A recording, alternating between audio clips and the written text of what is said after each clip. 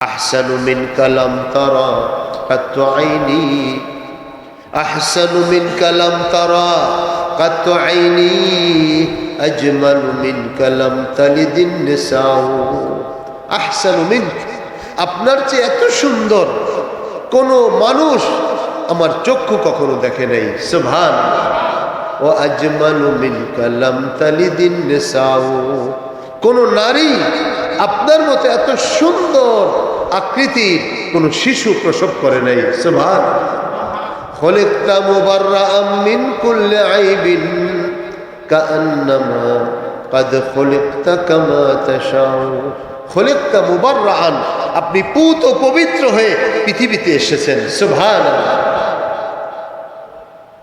খলিকতা কামা তাশাউ যেইভাবে আপনি চেয়েছেন এভাবেই আপনি দুনিয়াতে তশরিফ রেখেছেন সুবহানাল্লাহ এজন্য হাজিরিন শব্দ ব্যবহার হয়েছে পবিত্র আল্লাহ নবীজির সব কিছু পবিত্র ওনার আখলাক মুবারক ওনার বেলাদত শরীফ পবিত্র যার আলোচনা সমস্ত নবী রাসূলগণ তেনাদের ওহী ইলমে ওহী পেয়ে তেনাদের নবুয়তি জীবনে আলোচনা করে গেছেন এজন্য বলা হয়েছে পবিত্র ঈদ শব্দটা হলো আনন্দ ঈদ হলো খুশি দুনিয়াতে শরীয়তের দুইটা ঈদ আছে কিন্তু এটা ছাড়াও অনেক ঈদ আমাদের সমাজে আছে দুইটা ঈদ তো শরীয়তের ঈদ ঈদুল আজহা ঈদুল ফিতর কিন্তু কোরআনে পাকে এরকম অনেক আয়াত প্রমাণ পাওয়া যায় যদি ঈসা আলাইহিস সালামকে আল্লাহ পাক খাদ্য দিয়েছেন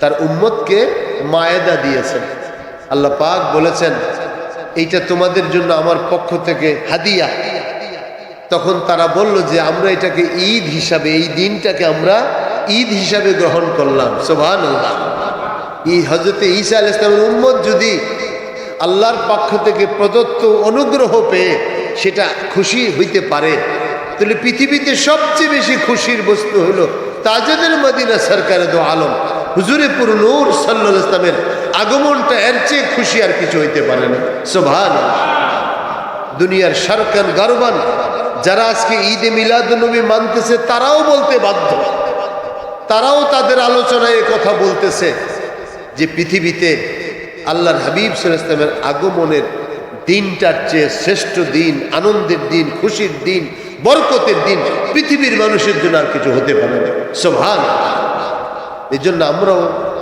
একই কথা বলবো কারোর সংঘর্ষ নয় কারোর সাথে মারামারি নয় সংঘাত নয় বরং তাদের সুরে আমরাও কথা বলবো যে মিলাদুন নবী রাসূল পাক সাল্লাল্লাহু আলাইহি ওয়াসাল্লামের শুভ আগমনের আনন্দে আমরা আনন্দিত খুশি এটার জন্য আমরা র্যালি বাইর করি জশন করি মিলাদ শরীফ করি আজকে এই অনুষ্ঠান উদযাপন করতেছি এগুলো সব জায়েজ এবং এগুলো সব বরকতময় বলেন সুবহানাল্লাহ এগুলো করলে মানুষের মধ্যে নবী প্রেমের একটা জজবা সৃষ্টি হয় আর কিছু নয় এখানে আমরা নবীকে আল্লাহর উপরে বলছি না একদল মানুষ মনে করে মিলাদুন নবীর আলোচনা করে তারা নবীর ব্যাপারে বাড়াবাড়ি করে না নবীর ব্যাপারে বাড়াবাড়ি নয় আমাদের ঈমান প্রথম আল্লাহ রাব্বুল ইজ্জতের উপর আমাদের ঈমান আছে আমাদের দুইটা জিনিস আমাদের মুক্তি দিবে একটা ঈমান বিল্লাহ একটা ঈমান বির রাসূল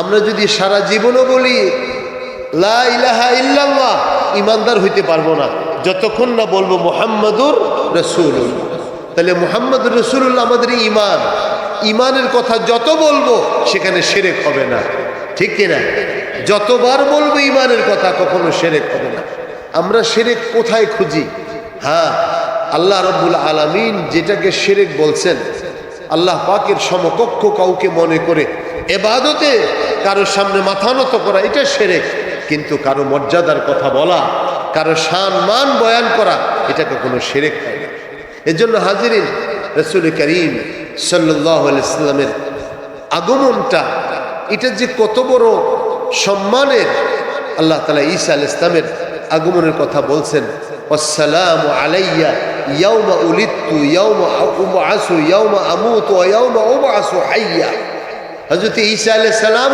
দুনিয়াতে আসছেন ওই দিনকে আল্লাহ পাক ওনার জন্য সালাম পেশ করছেন। এটা ঈসা আলাইহিস সালাম কোরআনে বলেছেন, কোট হয়েছে, ওয়াসসালামু আলাইয়া, আমার উপরে আল্লাহ পাকের সালাম। কোন দিন? ওই ইয়াউমা উলিদতু, যেই দিন আমি তশরিফ রাখছি, যেই দিন আমি জন্মগ্রহণ করেছি।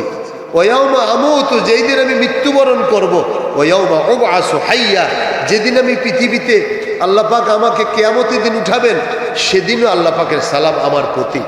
তাহলে যে ঈসা আলাইহিস সালাম আল্লাহর হাবিবের উম্মত হয়ে পৃথিবীতে আসবেন, ঈসা আলাইহিস সালাম আল্লাহর হাবিবের উম্মত হয়ে পৃথিবীতে আসবেন, সেই ঈসা আলাইহিস সালাম নিজে বলতেছেন আমার বেলাদতের দিনে আল্লাহ পাকের সালাম। তাইলে যেই নবীর উম্মত হয়ে ঈসা নবী আসবে, ওই দিন যদি আল্লাহ পাকের পক্ষ থেকে ঈসা নবীর প্রতি সালাম হতে পারে, তো যেই নবী না আসলে পৃথিবী হতো না, যেই নবী না আসলে আমরা হতাম না, যেই নবী না আসলে পয়গম্বররা হতো না, যেই নবী না আসলে কায়নাত হতো না, তো সেই নবীর আগমনের দিনে আল্লাহ পাকের সালাম, এবং আমাদের জন্য সেটা খুশির দিন। আওয়াজ দিয়ে বলি আলহামদুলিল্লাহ। সেটাই মিলাদুন নবীর ভাষায় আমরা পরিভাষায় উদযাপন করি। আমাদের দেশে এগুলি নিয়ে কখনই কোনো মত পার্থক্য, মত দ্বৈততা, কোনো ইখতিলাফ হইতো না। তখন মানুষের মধ্যে ভালোবাসা ছিল, মোহাব্বত ছিল।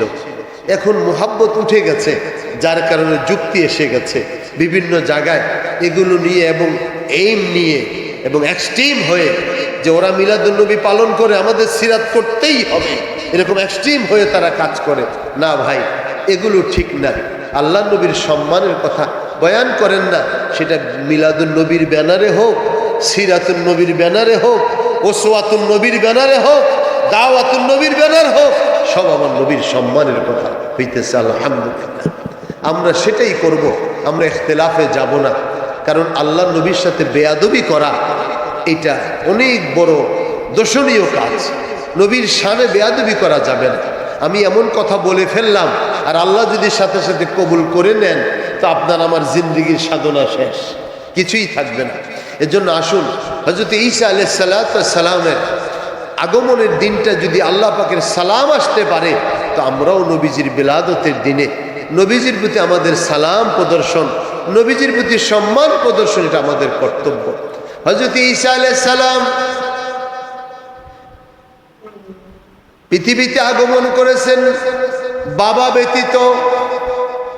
সমস্ত নবী রাসূল আদম আলাইহিস সালাম বাবা মা ছাড়া আসছেন, ঈসা আলাইহিস সালাম বাবা ছাড়া আসছেন। এজন্য সব নবীরা ইয়া কাউমি বলে অ্যাড্রেস করেছেন, কিন্তু ঈসা আলাইহিস সালাম কখনো তিনি অ্যাড্রেস করেছেন ইয়া বনি ইসরাঈল। আল্লাহর হাবিব সাল্লাল্লাহু আলাইহি ওয়াসাল্লাম পৃথিবীতে তাশরিফ রাখবেন, সব পয়গম্বররা এই ওয়াজ বয়ান করেছে। সাইয়েদুনা আদম আলাইহিস সালামের নাম আসমানে আর আপনার জান্নাত হবে আবু মুহাম্মদ। দুনিয়াতে তিনি আদম আবুল বাশার, জান্নাতের মধ্যে তিনি আবু মুহাম্মদ হবেন। সুবহানাল্লাহ। যত পয়গম্বর আসছে, সমস্ত পয়গম্বরদের থেকে আল্লাহ পাক একটা ওয়াদা নিয়েছেন, ওয়াইজ ওয়া'আদনা মিসাকাল্লাযীনা, আল্লাহু আকবার। আল্লাহ পাক মিসাকান নবিয়্যিন, আল্লাহ পাক বলেন আমি যখন ওয়াদা নিয়েছিলাম নবীদের কাছ থেকে, তোমরা যখন পৃথিবীতে আসবে, তোমরা আমার নবীর আগমনের কথা বয়ান করবে, আমার নবীর সম্মানের কথা বয়ান করবে, আমার নবীকে যদি পাও ইজ্জত করবে, সম্মান করবে, সাহায্য করবে। আল্লাহ পাক বলেন তোমরা কি আমাকে এটা স্বীকৃতি দিলে? সমস্ত নবীরা বলেছে আকরার না, স্বীকৃতি দিলাম। সুবহানাল্লাহ। আল্লাহ নবীর নবুয়তের স্বীকৃতি দানের মাধ্যমে নবী রাসূলদের রিসালাত আল্লাহ পাক দান করেছেন। সেই নবী রাসূলরা দুনিয়াতে এসে নবী আসতেছেন এই কথা বলছেন। একজন ফার্সি কবি বলেন সাইয়্যিদুল কাউনাইন ফখরুল আউয়ালিন, সাইয়্যিদুল কাউনাইন ফখরুল মুরসালিন, আখির আমদ বুয়াদ ফখরুল আউয়ালিন, সাইয়্যিদুল কাউনাইন খাতমুল মুরসালিন, সাইয়্যিদুল কাউনাইন খাতমুল মুরসালিন, আখির আমদ বুয়াদ ফখরুল আউয়ালিন। তিনি সর্বশেষ পয়গম্বর হয়ে আসবেন, তিনি সমস্ত নবীদের সর্দার হবেন। এই কথাটা সমস্ত নবী রাসূলগণ আগে যারা অতিবাহিত হয়ে গেছেন বলে গেছেন। এটার দলিল আল্লাহ পাক কোরআনে দিতেছেন। নবীজি তশরিফ রাখার 570 বছর আগে ঈসা আলাইহিস সালাম জমিনে তশরিফ রাখছেন। আসার পর আল্লাহ তাআলা তেনাকে মুজিজা দিয়েছেন। তিনি শিশু অবস্থায় মানুষের সাথে কথা বলতেন। সুবহানাল্লাহ। শিশু অবস্থায় তিনি মানুষের সাথে কথা বলেছেন। ইহুদিরা ওনার জন্মের ব্যাপারে যখন ধারণা খারাপ করতে লাগলো যে তিনি বৈধ সন্তান না, আল্লাহ পাক তখন ঈসা আলাইহিস সালামের জবানে আল্লাহর আয়াত তুলে দিলেন। ঈসা আলাইহিস সালাম বললেন, ইন্নি, এই পয়গম্বরের জন্য একটা বাড়ি তৈরি করে দিয়ে যাও। সে তখন ইয়ামান থেকে টাকা এনে, অর্থ এনে সে মদিনা শরীফে একটা দোতলা বাড়ি নির্মাণ করে দিয়ে গেছে। দোতলা বাড়ি নির্মাণ করে পাথরের মধ্যে খোদাই করা ওসিয়তনামা লিখে গেছে যে এই বাড়ি ধারাবাহিকতায় যারা রক্ষণাবেক্ষণ করবে, সর্বশেষ পয়গম্বর যখন এখানে আসবেন তার কাছে এই বাড়ি যেন হস্তান্তর করা হয়। সুবহানাল্লাহ। আল্লাহর হাবিব মুহাম্মদুর রাসূলুল্লাহ সাল্লাল্লাহু আলাইহি ওয়াসাল্লাম হিজরত করে মদিনায় পাকে তশরিফ রাখলেন। সমস্ত মদিনার মানুষ অনেক দূর আগে যে আপনার নবীজিকে আগমনের জন্য তারা প্রতিদিন চলে যাইত, সারাদিন তার অপেক্ষা করত নবী কখন আসে। একদিন যখন নবী এসে গেলেন, নবীজিকে তারা গান গেয়ে, গজল গেয়ে, তলা আল বাদরু আলাইনা মিন সানিয়াতিল ওয়াদা ওয়াজাবা শুকরু আলাইনা মাদা লিল্লাহি দা, এইভাবে তারা স্বাগতম জানিয়ে নবীজিকে ইস্তেকবাল করে মদিনা শরীফ নিয়ে আসছেন। আনার পরে নবীজি এখন মদিনা শরীফে কোথায় থাকবেন? তখনও তো বাড়ি নির্মাণ হয় নাই। তখন নবীজি বললেন, আমার ওট যেখানে গিয়ে থামবে ওই বাড়িতে আমি থাকব। তখন আল্লাহ পাক জিবরাইল আলাইহিস সালামকে বললেন, ওটকে নিয়ে চলো, এটা যেখানে থামাবে ওখানেই নবীজি নামবেন। ওই আবু আইয়ুব আনসারী রাদিয়াল্লাহু আনহু রাসূলুল্লাহর মাতুল ছিলেন, মামা ছিলেন। ওই বাড়ির সামনে যে ওট গিয়ে থামছে, নবীজি নামার পরে নবীজির মামা আবু আইয়ুব আনসারী, যার কবর এখন কনস্টান্টিনোপল, সেটা আপনার সেই গির্জার পার্শ্বে ওনার কবর, আপনার কি বলে ইউরোপের এবং তুরস্কের মাঝামাঝি, সেখানে উনি শায়িত আছেন। আবু আইয়ুব আনসারী নবীজির মামা, তিনি তখন এসে নবীজিকে বললেন, ইয়া রাসূলুল্লাহ, ইয়া হাবিবাল্লাহ, আপনি এই বাড়িতে তশরিফ রাখবেন, এই বাড়িতে থাকবেন। নবীজি তখন রেফারেন্স জানতে চাইলেন কেন? তখন আল্লাহর নবীকে জানানো হলো, এই বাড়ি সেই বাড়ি যেই বাড়ি ইয়ামানের বাদশা তুকবা হিমিয়ারি আপনার জন্য 700 বছর আগে নির্মাণ করে রেখে গেছেন। সুবহানাল্লাহ। আজকে নবীজির কথা আলোচনা করলে যদি আমাদের কাছে খারাপ লাগে, কেন লাগবে? 700 বছর আগে নবীর জন্য বাড়ি পর্যন্ত নির্মাণ হয়েছে। নবীজি ওই বাড়িতে 6 মাস ছিলেন। নবীজি ওই বাড়িতে 6 মাস ছিলেন এবং উনি নিচতলায় থাকতেন। দোতলায় খেজুর ছাউনি দিয়ে দোতলায় ওনার মামা মামি থাকতেন। এক রাতে, শীতের রাত, দুজন উপরে থাকতেছেন, মশক থেকে পানি ঢালতে যে মেঝের মধ্যে পানি পড়ে গেছে, মশক থেকে পানি পড়ার কারণে এখন তো নবীজি নিচে থাকতেছেন। যদি ওই খেজুর পাতার ফাঁক দিয়ে ওই খেজুর গাছের গুড়িলে দিয়ে নিচে পানিটা টপ টপ করে পড়ে তো নবীর কষ্ট হবে। তো ওনারা মামা মামি দুজনে করছেন কি, একটাই কম্বল ওনাদের, ওই কম্বলটা দিয়ে ওনারা পানিটা জমিন থেকে, মাটি থেকে চুষে নিয়েছে, নিয়ে যাতে এখানে ওনারা কষ্ট না হয়। দুজন সারা রাত শীতে কনকন করে কাঁপতেছে। মক্কা শরীফ, মদিনা শরীফ ঠান্ডা খুব বেশি, এই ঠান্ডা এত কাঁপছে সারা রাত বসে বসে, এবং ওনাদের আওয়াজ নবীজি পেয়েছেন। সকালবেলা নবী জিজ্ঞাসা করলেন, মামা মামি গো, সারা রাত আপনাদের ঘুম মনে হয় না, আওয়াজ হচ্ছিল? বললেন, ইয়া রাসূলুল্লাহ, ইয়া হাবিবাল্লাহ, আপনি তো নিচে ছিলেন, আমরা উপরে ভুল ক্রমে মশক থেকে পানি পড়ে গেছে, ওই পানি চুষে নিয়েছিলাম কম্বল দিয়ে, কম্বল ভিজা, এজন্য সারা রাত দুজনে শীত কোনো দিক কিছু দিয়ে ঢাকতে পারি নাই, কষ্ট হয়েছিল। আল্লাহ নবী বললেন, মামা মামি বলতেন আমাকে, আমি নিচের থেকে কিছু ব্যবস্থা করতাম, আপনার কষ্ট হবে বলে আমরা বলি নাই। নবীজির জন্য তারা কত স্যাক্রিফাইস করেছেন, নবীর কষ্ট হোক চায় নাই। খাদ্য খাবার তৈরি হয়েছে, নবীর কাছে আগে পৌঁছে দিতেন।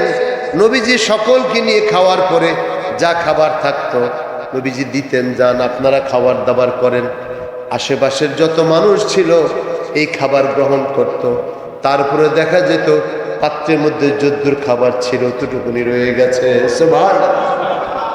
আল্লাহর নবী 6 মাস পরে আল্লাহর নবী আদেশ হলো আল্লাহর পক্ষ থেকে মসজিদে নববী তিনি ক্রয় করলেন, জায়গা কিনে সেখানে মসজিদে নববী বানিয়ে হুজরা শরীফে তশরিফ রাখলেন। তাহলে আল্লাহর নবীর আগমনে 570 বছর আগে যদি 700 বছর আগে যদি বাড়ি নির্মাণ হয়ে যায়, নবীজির আগমনের কথা যদি 570 বছর আগে ঈসা নবী আলাইহিস সালাম আলোচনা করেন, আবার আল্লাহর নবীর জবানও আল্লাহর নবী বলেছেন। সাহাবায়ে কেরাম জিজ্ঞাসা করতেন, নবী গো মাতা ওয়াজাবাত লাকান নবুয়া, আপনার নবুয়ত কবে ওয়াজিব হয়েছে? মানুষ তো বলে যে 40 বছরে নবী নবুয়ত পাইছেন, এই কথা সত্য নয়। বরং নবীজি বলেন আমি আল্লাহর কাছে তখনও নবী যখন আদম আলাইহিস সালাম পানি মাটির মধ্যে ছিলেন। সুবহানাল্লাহ। এরবাদ ইবনে সারিয়ার হাদিস, নবীজি বলেন আনা দোয়া আবি ইব্রাহিম, তোমরা তো মনে করো আমি এখন আসছি দেখে আমার আলোচনা করাটা তোমাদের কাছে খারাপ মনে হয়।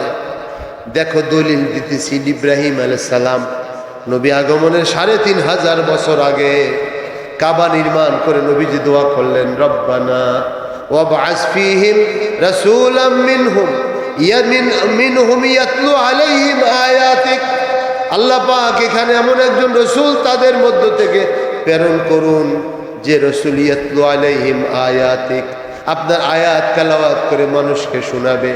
ওয়া ইউআল্লিমুহুমুল কিতাবা ওয়াল হিকমা ওয়া ইউযাক্কিহিম, তারা আল্লাহ আপনার শরীয়ত তাদেরকে জানাবে, কিতাব শিক্ষা দিবে, আপনার সুন্নাত তিনি শিক্ষা দিবেন, এমন একজন রসুল পাঠান। আল্লাহ পাক সেই দোয়া কবুল করে নবীজিকে হযরত ইব্রাহিম আলাইহিস সালামের 3500 বছর পরে মক্কা মুকাররমায় আল্লাহ পাক নবীকে প্রেরণ করেছেন। সুবহানাল্লাহ। এই জন্য নবী বলেন আনা দোয়া আবি ইব্রাহিম, আমি আমার পিতা ইব্রাহিমের দোয়ার ফসল, তিনি আমার জন্য দোয়া করে গেছেন। এই জন্য নবীজি 3500 বছর পরে মক্কা মুকাররমায় তশরিফ রাখছেন। তাহলে ইব্রাহিম আলাইহিস সালাম কাবা নির্মাণ করে নবীজির আগমনের কথা বলে গেছেন। সুবহানাল্লাহ। 2 নম্বরে বলেন বেশারাত ঈসা, ঈসা নবীর সুসংবাদ আমি। আর 3 নম্বর হলো রুইয়া উম্মি, আমার মায়ের আমি স্বপ্ন। আমার মা যখন আমি পেটে আসছে, আমি নবী তো দুনিয়ার মানুষের মায়ের পেটে যদি সন্তান আসে, ওই মহিলা অসুস্থ হয়ে পড়ে, আর আমার নবীর আম্মা জান হযরত আমিনা আলাইহিস সালাম তিনি বলেন আমি একবারও টের পাই নাই যে আমার ঘরে আমার কলিজার টুকরা মুহাম্মদ সাল্লাল্লাহু আলাইহি ওয়াসাল্লাম আসছে, আমি একটু পেটের মধ্যে কোনো টের পাই নাই। সুবহানাল্লাহ। আমার কলিজার টুকরা নয়নের মণি মুহাম্মদ সাল্লাল্লাহু আলাইহি ওয়াসাল্লাম যখন আমার পেটে আসছে, অলৌকিকভাবে আমার শরীর থেকে আপনা আপনি খুশবু বাইর হইতো। সুবহানাল্লাহ। অলৌকিকভাবে। আজকে পবিত্র শব্দটা যথার্থতা এখানেই যে আল্লাহর হাবিব সাল্লাল্লাহু আলাইহি ওয়াসাল্লামের শরীর মুবারক থেকে সারাক্ষণ খুশবু বাইরিত। এমনকি ওনার আম্মা আমিনা আলাইহিস সালাম এনার শরীর থেকেও আম্মা আল্লাহর হাবিব যখন পেটে তশরিফ রাখছেন, এখন ওনার থেকে খুশবু বাইর হয়। উনি যখন বাথরুমে যায়, বাথরুম থেকে গোসল করে বের হয়, এত খুশবু সব ঘরবাড়ি আপনার আলোকিত হয়ে যায়, সব ঘরবাড়ি সুগন্ধিময় হয়ে যায়। তো নবীজির দাদা আব্দুল মুত্তালিব, ওনার কাছে মেয়েরা এসে, বাড়ির অন্যান্য বউরা আছে না, ওরা এসে বলতেছে যে আপনার বউকে একটু জিজ্ঞাসা করেন তো যে স্বামী নাই, স্বামী মারা গেছে, আবার সে এমন এমন খুশবু ব্যবহার করে চলে, এটা তো আপত্তিজনক, এটা তো ঠিক না। শরীরে এত খুশবু করতে গিয়ে লাগাইছে, তার স্বামী নাই, আবার পেটে গর্ভ বাচ্চা, আবার সে খুশবু লাগাইয়া চলে, এটা তো ঠিক না। এখন শ্বশুর কি জিজ্ঞাসা করতেছে পারে বউকে, বউকে কি জিজ্ঞাসা করতে পারে যে বউ তুমি এত খুশবু টুসবু করতে গিয়ে লাগা, এটা করতে পারবে সমাজে? এটা খারাপ দেখায় না? তারপরও তিনি বৌমাকে ডাকছে, বৌমা তুমি যে খুশবু লাগাও, ঘরের মধ্যে তো আমরা এমন খুশবু আর পাই না, কোত্থেকে এগুলো লাগাও? আব্দুল মুত্তালিবকে আমিনা আলাইহিস সালাম বলতেছেন, আব্বা আমি কি বলবো আপনাকে, আমার পেটে যখন এই সন্তান আসছে, আসার পর থেকে আমার পুরো শরীর থেকে আপনা আপনি খুশবু বাইর হয়। সুবহানাল্লাহ।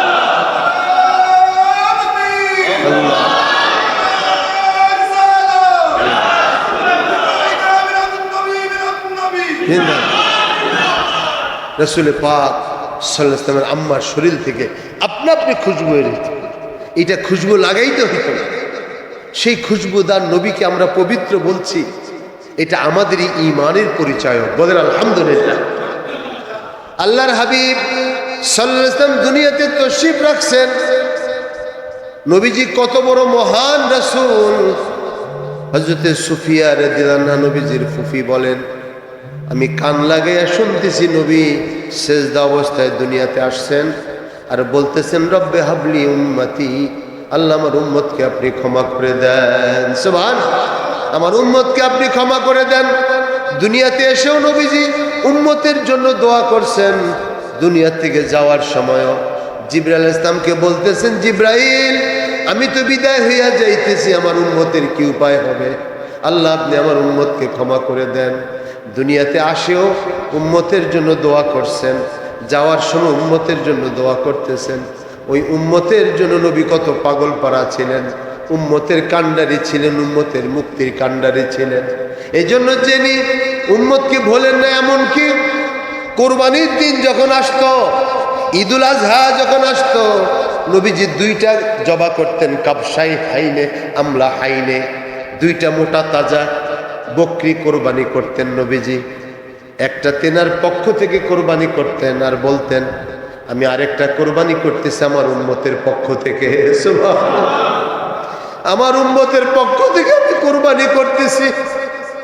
যেই নবী কোরবানির মধ্যে উম্মতকে ভুলে নাই, উম্মতের কল্যাণ চাইছেন, উম্মতের জন্য কোরবানি করেছেন, সেই নবীর শুভাগমনে উম্মত কিভাবে বলে মিলাদুন নবী জায়েজ নাই? এজন্য এগুলো বুঝার বিষয় ভাইরে, ঝগড়ার বিষয় না, মোহাব্বতের বিষয়। আল্লাহ নবী জমিনে তশরিফ রাখছেন, আমরা খুশি, সেই ঈদ পালন করতেছি আমরা। এটা শরীয়তের ঈদুল ফিতর, ঈদুল আজহা নয়। এটা আবিধানিক অর্থে সম্মান, ইজ্জত, আবিধানিক অর্থে খুশি। এটা এই খুশির কথা হযরতে জমিনের ভিতরে যত ওলামায়ে কেরাম আসছেন সকলে আলোচনা করেছেন, নবী রাসূলরা খুশির কথা বলেছেন। এবং আল্লাহ পাক বলছেন, ফাবিযালিকা ফালইফরাহু, তোমাকে আল্লাহ পাক যত নিয়ামত দিয়েছেন এই নিয়ামত লাভ করে আল্লাহর দরবারে খুশি প্রকাশ করো। তা আমার আপনার জন্য আল্লাহর পক্ষ থেকে যতগুলো নিয়ামত আছে, সবচেয়ে বড় নিয়ামত হলো মুহাম্মদুর রাসূলুল্লাহ সাল্লাল্লাহু আলাইহি ওয়াসাল্লাম। তিনি বড় নিয়ামত। আল্লাহ পাক কোরআনে বলেছেন, লাকাদ মান্নাল্লাহু আলাল মুমিনিন, আল্লাহ পাক মুমিনদের প্রতি অনুগ্রহ করেছেন, দয়া করেছেন, যে তাদের মধ্য থেকে আল্লাহ পাক একজন রাসূল পাঠাইছেন।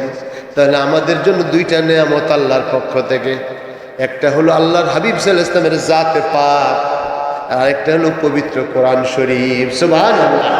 আল্লাহ তাআলা কোরআনে বলেছেন, ক্বাদ জাআকুম মিনাল্লাহি নূরুন ওয়া কিতাবুম মুবিন। এই নূর হইল হযরতে সাইয়্যিদুনা মুহাম্মদুর রাসূলুল্লাহ সাল্লাল্লাহু আলাইহি ওয়াসাল্লাম। সমস্ত মুফাসসিরিনরা তাফসীর করেছেন, ক্বাদ জাআকুম মিনাল্লাহি নূরুনের অর্থ হলো নবিয়ুনা মুহাম্মদুন সাল্লাল্লাহু আলাইহি ওয়াসাল্লাম। নবীজি নূর, ওয়া কিতাবুম মুবিন, সুস্পষ্ট কিতাব আল্লাহর পক্ষ থেকে আসছে, নবীও আসছে। কোরআন হইতেছে বৈষয়িক কিতাব, আর নবী হলেন জীবন্ত কিতাব। সুবহানাল্লাহ। আল্লাহ নবী কোনো দিক দিয়ে হেঁটে গেলে সাহাবায়ে কেরাম বলতেন, দেখো জীবন্ত কোরআন হেঁটে যাইতেছে। একটা কোরআন হলো আমরা যেটা পাঠ করি, এটা হলো পুঁথিগত কোরআন, আর আরেকটা কোরআন হলো জীবন্ত কোরআন।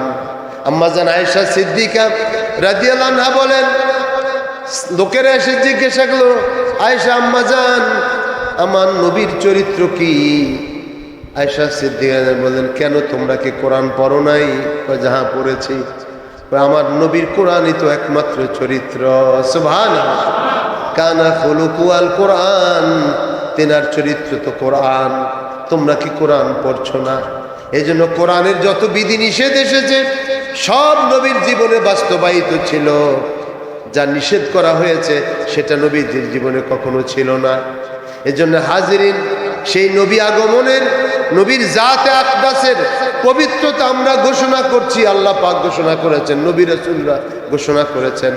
আমরা সেই নবীজির আগমনে ঈদ খুশি প্রকাশ করছি এবং আমরা আল্লাহর দরবারে শুকরিয়া আদায় করছি যে আল্লাহ, আপনি আমাদেরকে আল্লাহ আপনার প্রিয় হাবিবের উম্মতের মধ্যে শামিল করেছেন। আমরা আল্লাহ আপনার দরবারে খুশি। আপনি আমাদের এই খুশিকে কবুল করে আমাদেরকে নাজাত দিয়ে দেন বলি আমিন। আল্লাহ নবী যখন জমিনে তশরিফ রাখেন, অন্যান্য শিশুরা তো বরন্ত হয়, সময় নেয়। নবীজি প্রতিদিন এত বাড়েন, 5-6 বছরের শিশু। নবীজি খুব অল্প সময়ের ভিতরে বাড়ন্ত শিশু, সব কিছু তিনি বুঝেন। যখন তিনি ছোট্ট শিশু হযরত হালিমা সাদিয়ার ঘরে, তখন তিনি ডান পাশের স্তরের দুধ খেতেন, বাম পাশের স্তরের দুধ খেতেন না। হযরত হালিমাতু সাদিয়া বলেন, আমি বহু চেষ্টা করেছি নবীর জবানে মুহাম্মদ সাল্লাল্লাহু আলাইহি ওয়াসাল্লামের মুখে বাম পাশের দুধ দিতে, তিনি কখনো গ্রহণ করেন নাই। সবসময় তিনি ডান পাশের দুধ গ্রহণ করেছেন। আল্লাহর হাবিব সাল্লাল্লাহু আলাইহি ওয়াসাল্লামকে ছোট থাকতে আল্লাহ পাকের পক্ষ থেকে নিয়ন্ত্রণ করা হয়েছে। নবীজি কখনো আপনার খারাপ কাজে উনি যেতে পারতেন না, ওনার কাপড় কখনো তিনি খুলতে পারতেন না, মেলাতে তিনি যাইতেন না, বাজার ঘাটে গিয়ে খারাপ কথা বলতেন না। ছোট থাকতেই ওনাকে আল্লাহ পাক এবং সমস্ত পয়গাম্বর, বিশেষ করে আমাদের নবীকে আল্লাহ পাক এমনভাবে নিয়ন্ত্রণ করছেন যে উনি কোনো অপবিত্রতার সাথে, অপঙ্কিলতার সাথে, সামাজিক খারাপের সাথে উনি কখনো সম্পর্ক ছিল না। এই জন্য কাফের মুশরিকরা ওনাকে আল আমিন উপাধি দিয়েছে। সে আল্লাহর হাবিব সাল্লাল্লাহু আলাইহি ওয়াসাল্লাম কোনো দিক দিয়ে হেঁটে যাইতেন, আকাশের মেঘমালা এসে তাকে ছায়া দিতেন। নবীজি যখন সিরিয়াতে গেছেন, সিরিয়াতে যাওয়ার পরে যাইতেছেন বাণিজ্য কাফেলার সাথে, আকাশের মেঘমালা ছায়া দেয় নবীজিকে, সকলে খেয়াল করছে। গাছ এসে ঝুঁকে ঝুঁকে নবীজিকে ছায়া দেয়। তিনি যখন সেখানে সিরিয়ার কাছে পৌঁছলেন, তখন গির্জা থেকে এক পাদ্রী বের হয়ে আসে, বলতেছেন, যার উপরে মেঘমালা ছায়া দেয় তিনি তো যেমন তেমন কেউ নয়। আমার মনে হয় তিনি তো, আমার ধারণায় বলতেছে যে তিনি সর্বশেষ পয়গাম্বর। শিশু, তখনও নবীজির শিশু। বললেন, এনার মোতাওয়াল্লিকে, এনার অভিভাবককে? আবু তালিব বললেন, আমি তার অভিভাবক। তখন ওই পাদ্রী বলল, আপনি দয়া করে ফিরে যান এখান থেকে, আপনি সিরিয়ার শহরে ঢুকবেন না। আপনি যদি সিরিয়ার শহরে এই ছেলেকে নিয়ে ঢোকেন, ইহুদিরা তাকে চিনে ফেলবে, তার চিহ্ন দেখে তার উপর আক্রমণ করতে পারে, আপনি চলে যান। তখন হযরত আবু তালিব এখানে অল্প পয়সায় ব্যবসা, মোটামুটি তাড়াতাড়ি রাস্তার মধ্যে সবকিছু বিক্রি করে সামান্য ব্যবসা করে তিনি নবীজিকে নিয়ে চলে আসছেন, সেখানে যান নাই। আম্মা জান হালিমাতু সাদিয়ার বাড়িতে নবীজি কিছুদিন 6 বছর পালিত হওয়ার পরে চলে আসছেন বাপের, আপনার ওনার বাড়িতে, পৈতৃক বাড়িতে। আসার পরে নবীজি বারে বারে বলতেছিলেন, খেলাধুলা করে সব শিশুরা, নবী কিন্তু খেলাধুলা করেন না। নবীর জন্য সেটা শোভনীয় নয়। তিনি দেখেন, চারিদিকে তাকায়া দেখেন। এরকম দেখতে দেখতে সন্ধ্যা যখন হয়, সব শিশুরা ফিরে আসে, তাদের বাবা মা নিয়ে আসে। নবীজি একা একা আসে। নবী তো নবী, ছোট কালো নবী। এই জন্য তিনি তখন মাকে বলতেছেন, মা, ও মা। সব শিশুরা বাপের হাত ধরে আসে, আমি কেন একা একা আসি? আমার আব্বা কোথায়? আল্লাহর নবী বললেন, আমার আব্বা কোথায়? মা তো জবাব দিতে পারে না। মায়ের আবেগ আপ্লুত হয়ে গেছে, মা চোখে পানি, কি জবাব দিবে শিশু মুহাম্মদ সাল্লাল্লাহু আলাইহি ওয়াসাল্লামকে? তিনিও কাঁদতেছেন, জবাব নাই। আবেগ যেখানে প্রবল, ভাষা সেখানে নাই।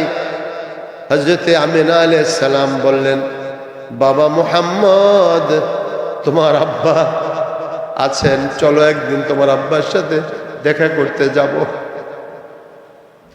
দুনিয়ার শিশুরা যারা পিতা হারায় তারা দেখেন বিভিন্ন সময়ে যে আপনার বর্তমান সময়ে বৈষম্য আন্দোলনে কত মানুষ সন্তান বাবা হারা হয়েছে, মা হারা হয়েছে, কত এরকম বিভিন্ন সময় জুলুমের মুখোমুখি হয়ে কত মানুষ গুম হয়ে অপহরিত হয়ে তারা বাবা মা থেকে দূরে সরে গেছে। তারা একটা কথা কবে যেন শুনছিলাম, একটা মেয়ে বলতেছিল, জবানবন্দি দিচ্ছিল, 8টা বছর আমাদের বাড়িতে কোনো ঈদ নাই, 8 বছর আমাদের বাড়িতে কোনো ঈদ নেই। কেন? 8 বছর আমার আব্বা অপহৃত হয়েছে, আমার আব্বা গুম হয়েছে, 8 বছরই আমরা আব্বার জন্য কান্না করি। আমাদের বাসায় একদিনের জন্য সেমাই পাকানো হয় নাই। আমরা ওই সময় যখন আসে আব্বার ছবি আমরা দেখি, চোখে পানি চলে আসে। আরে ভাই, দুনিয়ার মানুষ যদি বাপের বিচ্ছেদে কান্না করতে পারে, মা বাবা সন্তানকে সবচেয়ে আদর করে, সবচেয়ে মায়া করে, দুনিয়ার মধ্যে মায়ের চেয়ে বাপের চেয়ে সন্তানকে আদরকারী আর কেউ নাই। আল্লাহর পরে, রসুলের পরে সবচেয়ে বেশি মায়া করে সন্তানকে মা বাবা। আমরা দেখেছি আমাদের অঞ্চল, ভোলা অঞ্চলে বন্যার সময় সন্তান যখন মৃত হয়ে গেছে পানির মধ্যে বন্যায়, তারপরও মা সন্তানকে ছাড়ে না, ধরে রাখে।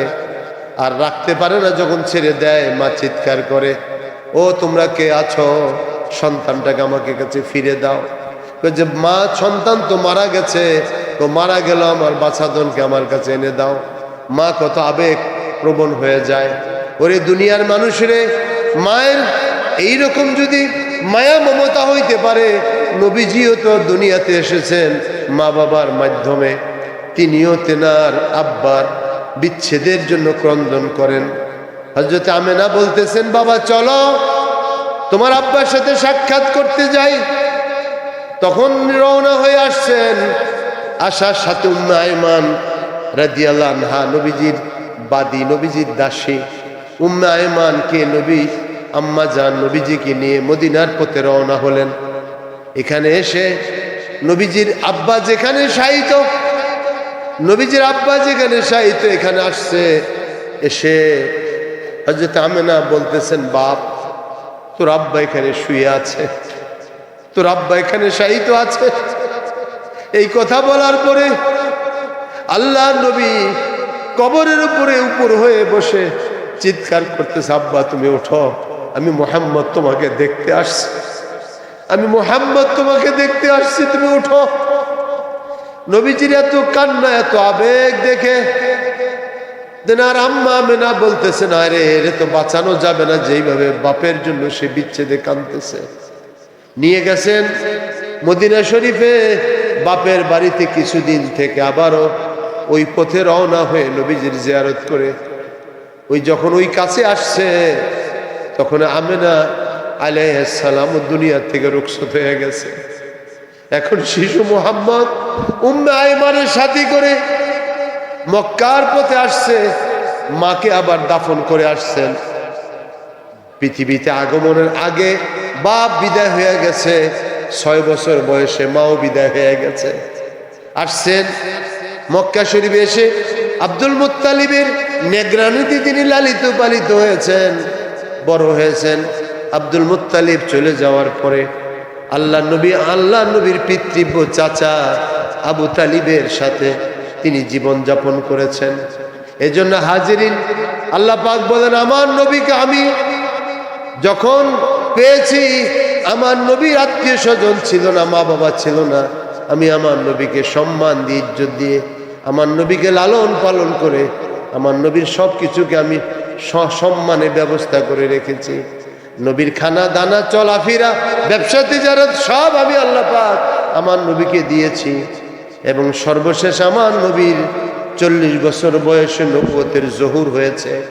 আল্লাহর হাবিব সাল্লাল্লাহু আলাইহি ওয়াসাল্লাম কেমন খুশবুদার ছিলেন।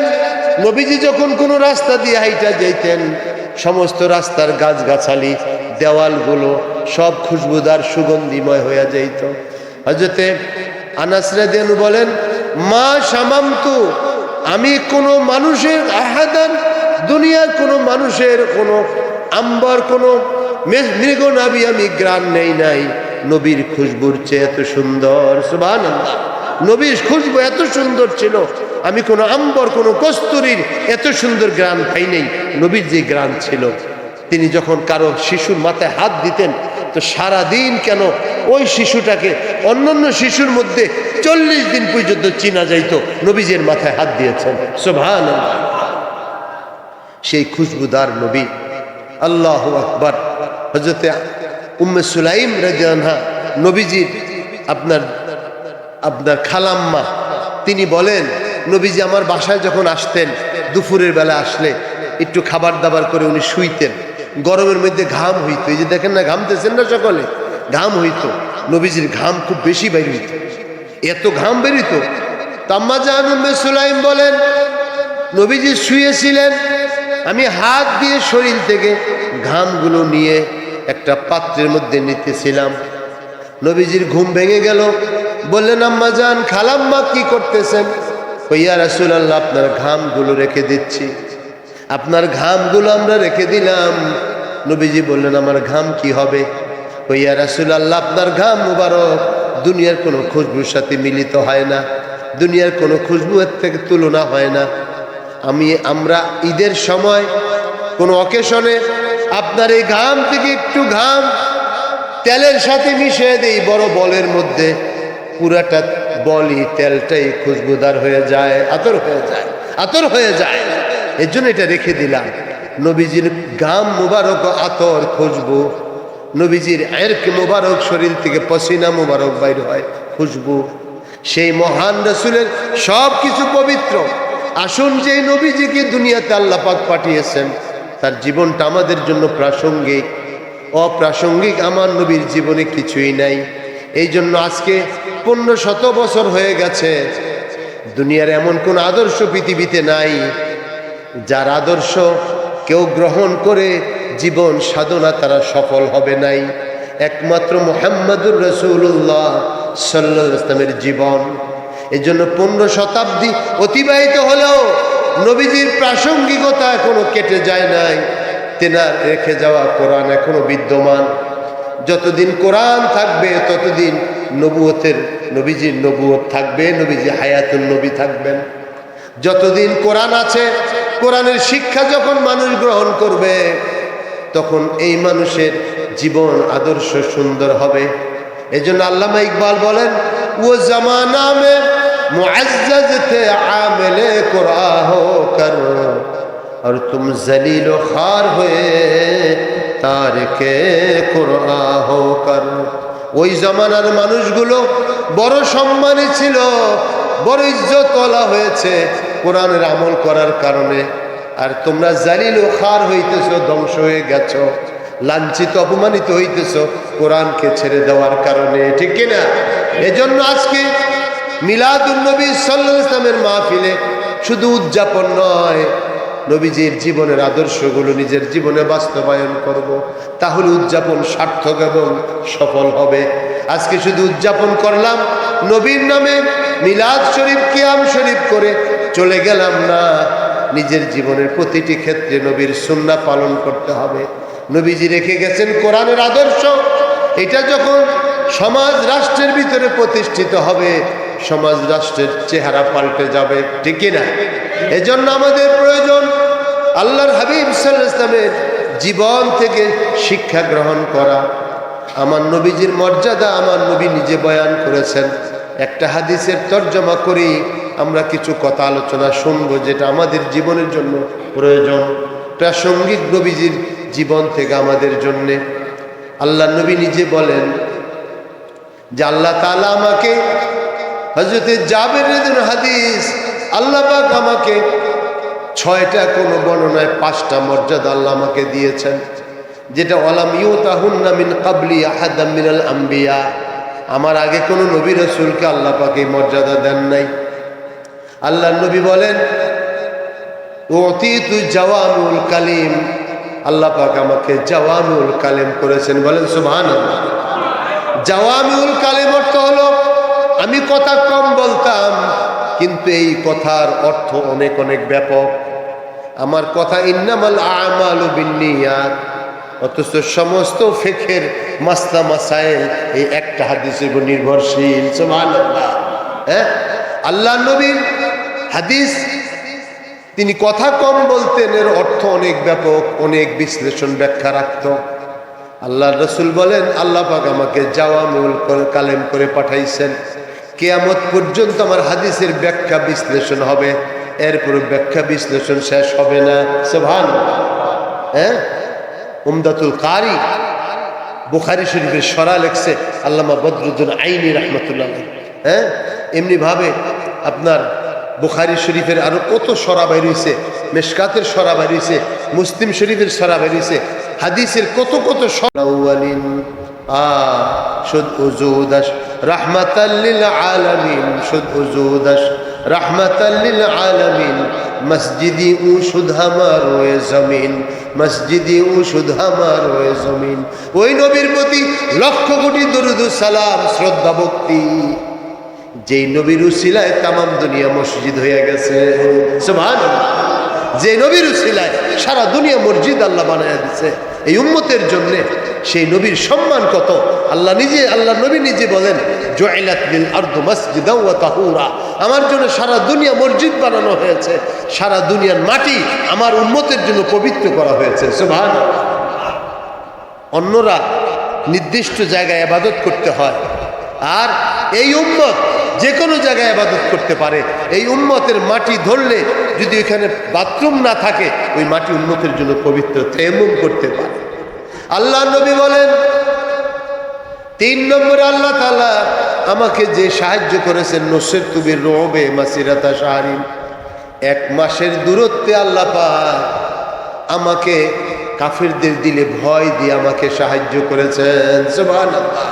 নবী এখনো 1 মাস দূরত্ব পর, এত দূরত্বের প্রতি কাফেরেরা ভয় পেয়ে চলে যেত, নবীর সাথে যুদ্ধ করতে সাহস পাইত। 4 নম্বরে নবী বলেন, ওয়াহিল্লাতিল মাগানিম, আমার জন্য আল্লাহ পাক গনিমতের মাল হালাল করেছেন। আগের উম্মতের জন্য গনিমতের মাল হালাল ছিল না, তারা যুদ্ধ করার পরে গনিমতের মাল মাঠে রেখে দিত, আসমান থেকে আগুন এসে জ্বালায় দিত। কিন্তু আল্লাহ পাক নবী বলতেছেন, আমার জন্য, এই উম্মতের জন্য আল্লাহ গনিমতের মাল হালাল করে দিয়েছেন। এই জন্য 1 বছর বাহরাইন থেকে গনিমতের মাল আসছে, নবীজি মসজিদে নববীর মধ্যে বসা, গনিমতের মাল স্তূপ করে মসজিদে নববীর সামনে রাখা হয়েছে। নবীজি সকলকে ভাগ করে দিতেছেন, দিতে দিতে দিতে দিতে জোহর আসর মাগরিব গড়িয়ে এশা পর্যন্ত দিতেছেন। এশার নামাজ পড়ে নবীজি ঘরের মধ্যে তশরিফ রাখলেন। আয়েশা খুব ক্ষুধা পেয়েছে, সারাদিন গনিমতের মাল বন্টন করছি, সাহাবাদের মধ্যে কিছু খাবার দাও। আম্মা জান আয়েশা রাদিয়াল্লাহু আনহা বললেন, ইয়া রাসূলুল্লাহ, যে আল্লাহ আপনাকে সত্য নবী করে পাঠাইছেন, তার কসম করে বলতেছি, আমাদের ঘরে এখন পানি ছাড়া আর কিছু খাবারের নাই। সুবহানাল্লাহ। শুধু পানি। আল্লাহ নবী পানি খেয়েই রাত্রি যাপন করলেন, উম্মতের জন্য সব বিলিয়ে দিয়েছেন, নিজের ভিতরে কিছু গ্রহণ করেন নাই। তিনি কত বড় দানশীল ছিলেন। তেনার জীবনের আদর্শ আজকের এই 20 শতাব্দীর এই প্রযুক্তির জমানায় কোনো মানুষ যদি আদর্শবান হতে চায়, নবীর আদর্শ ছাড়া আদর্শবান হতে পারবে না। দুনিয়ায় আজকে দি 100 একটা কিতাব লেখা হয়েছে, মাইকেল হার্ট লিখেছেন, 100 জন পৃথিবীর মহামানবের লিস্ট তারা করেছে, সর্বপ্রথম নাম দিয়েছে জনাবে মুহাম্মদুর রাসূলুল্লাহ সাল্লাল্লাহু আলাইহি ওয়াসাল্লাম। খ্রিস্টান লেখককে বলা হলো, তুমি কেন তার নাম দিয়েছো? তা আমি বিশ্বাস করি, এবং সারা পৃথিবীতে যত মহামানব আসছে, কালো যে আদর্শ যদি থেকে থাকে, সেটা মুহাম্মদুর রাসূলুল্লাহ সাল্লাল্লাহু আলাইহি ওয়াসাল্লামের আদর্শের মধ্যে রয়ে গেছে। সুবহানাল্লাহ।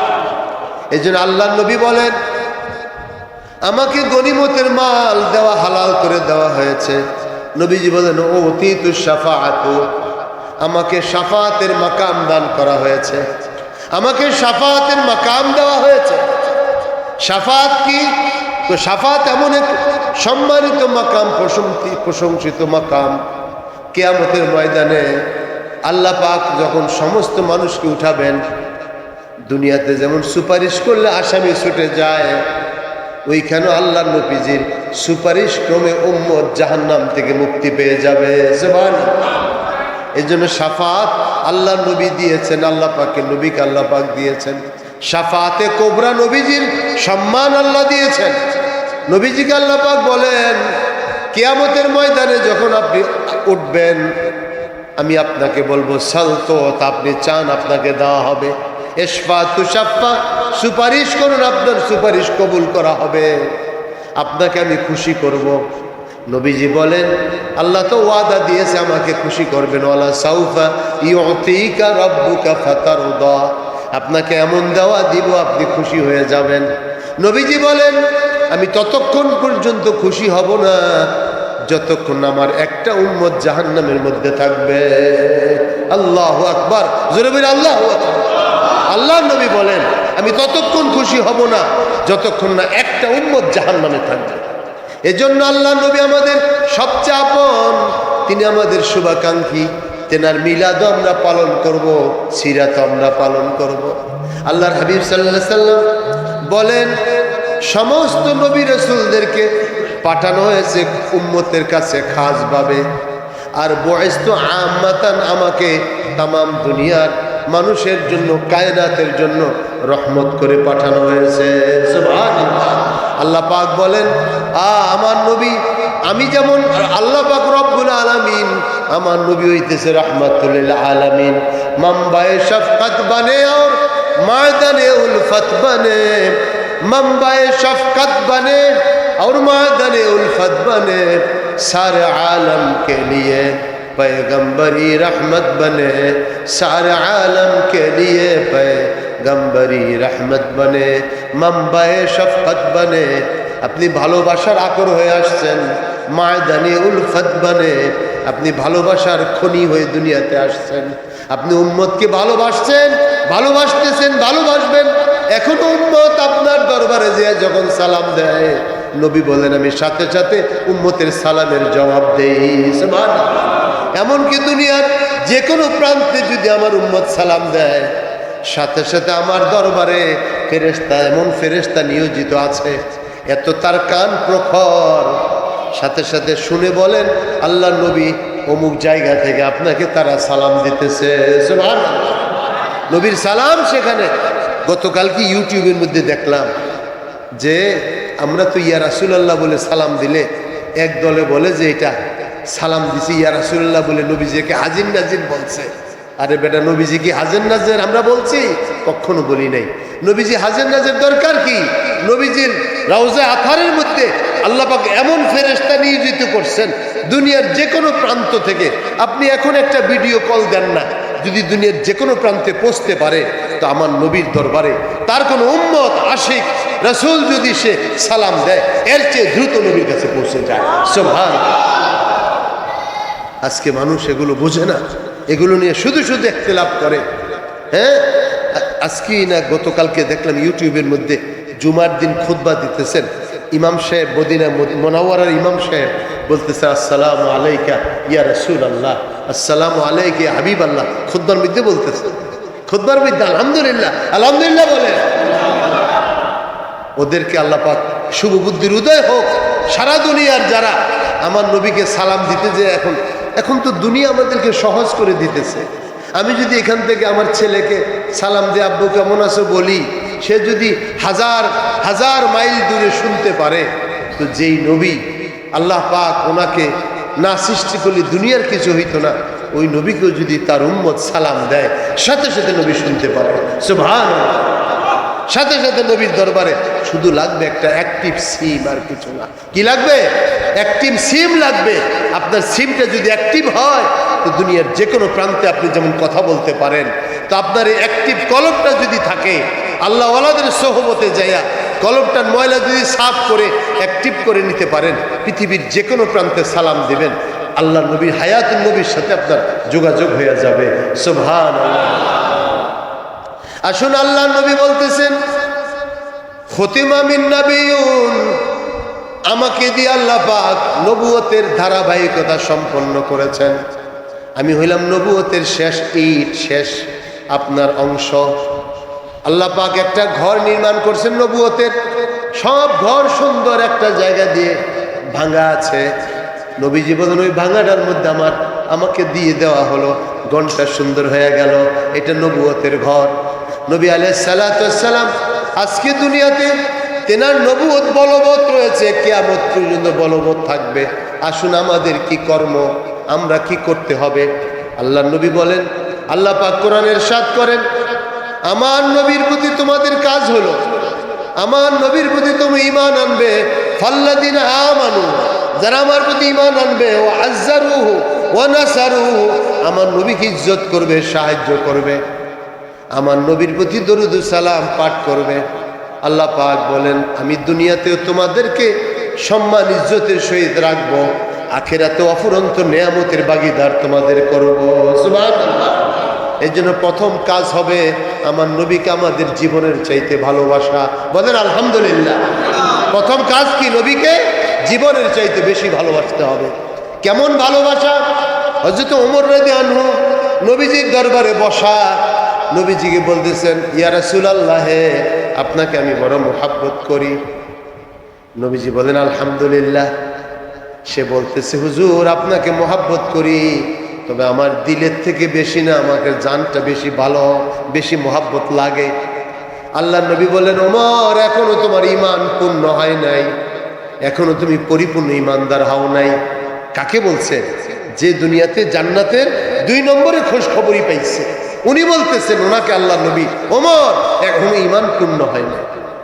কিছুদিন যাওয়ার পরে ওমর রাদিয়াল্লাহু এসে বলতেছেন, ইয়া রাসূলুল্লাহ, ইয়া হাবিবাল্লাহ, এখন আপনাকে আমার জীবনের চাইতে বেশি মায়া মনে হয়। সুবহানাল্লাহ। নবীজি বললেন, আল আন, হে ওমর, এখন তোমার ঈমান পূর্ণতা লাভ করেছে। তাইলে নবীর মুহাব্বত হলো সবচেয়ে বড়, সর্বশ্রেষ্ঠ, সর্বার্গে নবীর মুহাব্বত। যার মধ্যে নবীর মুহাব্বত আছে সে সবচেয়ে বড় কামিয়াব। এর জন্য একজন উর্দু কবি বলতেছেন, ইয়ে শাউকে তাহাজ্জুদ, ইয়ে হাজার রোজে, ইয়ে দাগে জবি, ইয়ে নামাজু কে সজদে, ख्याल नबी जिसमें शामिल नहीं है वो मकबूल दावर इबादत नहीं है। बज़ाहिर बुजुर्गी की सूरत बना ले, शबो जोर शबो जी शबो रोजो जी चाहे सरक झुका ले, वो इंसान कतई मोमिन नहीं है जैसे शादी से मुहब्बत नहीं है। কবি বলতেছেন, ইয়ে শৌকে তাহাজ্জুদ, তোমার এই তাহাজ্জুদ করার আবেগ, তোমার ফরজ নামাজের আবেগ, যাকাত আদায়ের আবেগ, হজ রোজা করার আবেগ, সব কিছু ঠিক আছে, যদি নবীজির খেয়ালাত, নবীজির প্রেম ভালোবাসা যদি এগুলোর সাথে জড়িত না হয়, তো আল্লাহর কাছে সেটা মাকবুল ইবাদত হিসাবে কবুল হবে না। সুবহানাল্লাহ। এজন্য মহাব্বত লাগবে, ভালোবাসা লাগবে। নবীর মহাব্বত কেমন?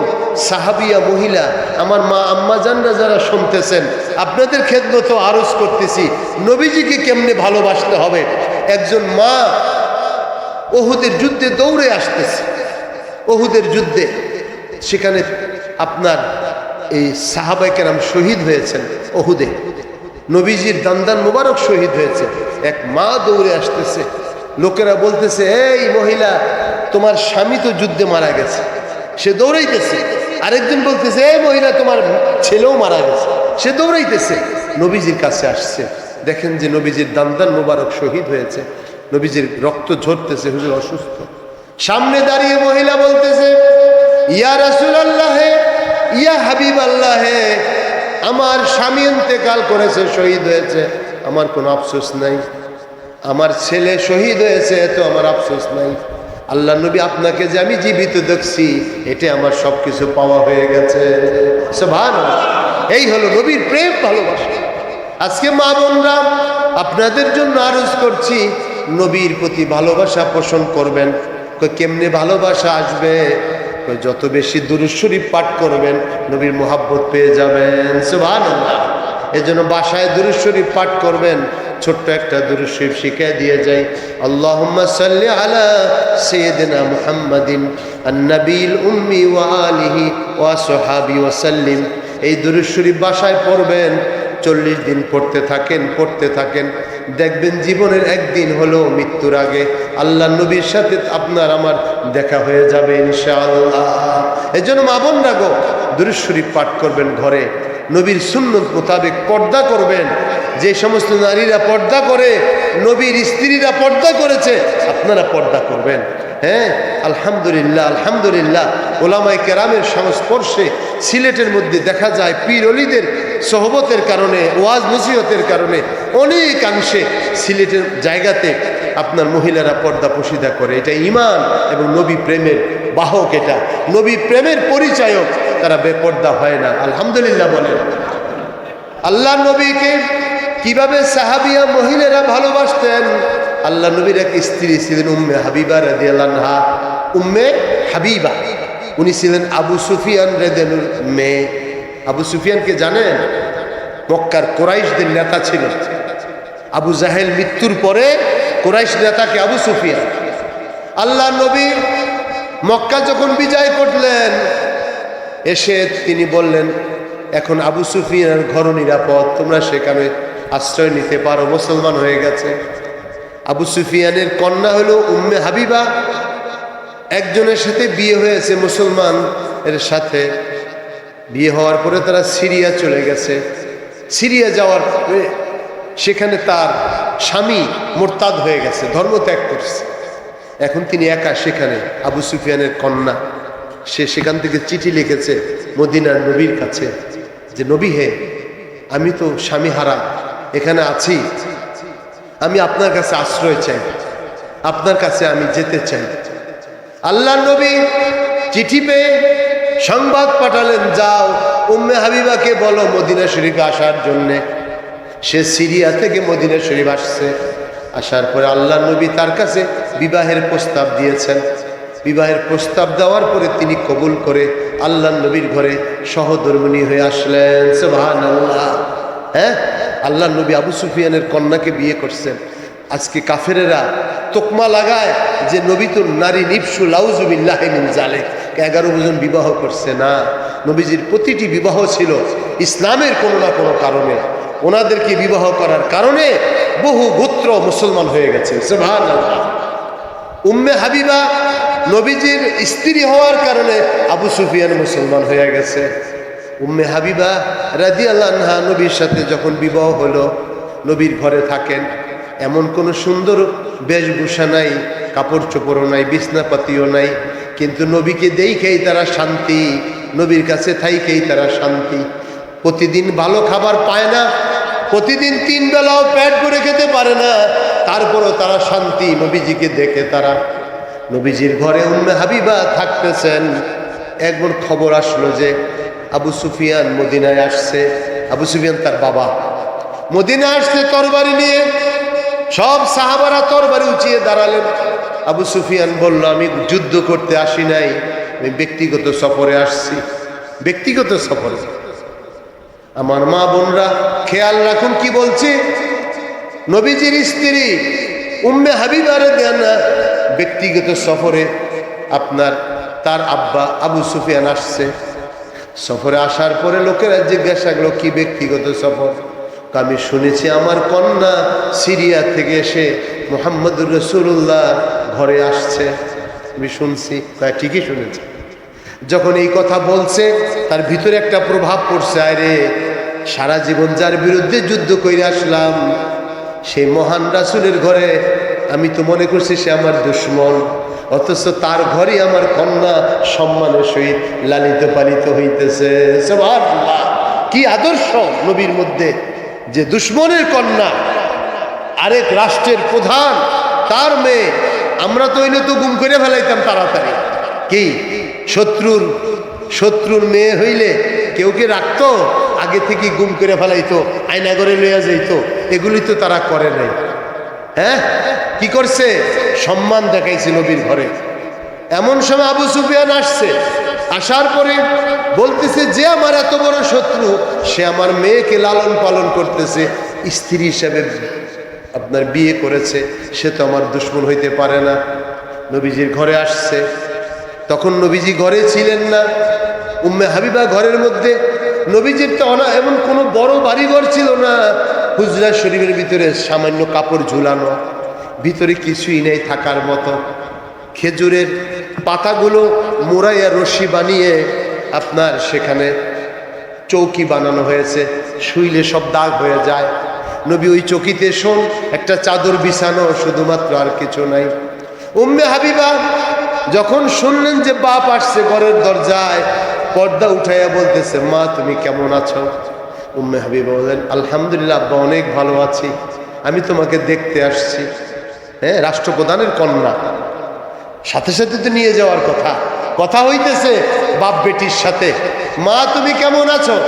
আলহামদুলিল্লাহ দুনিয়ার শান্তিতে এখানে আছি আব্বা, কোনো অসুবিধা নাই।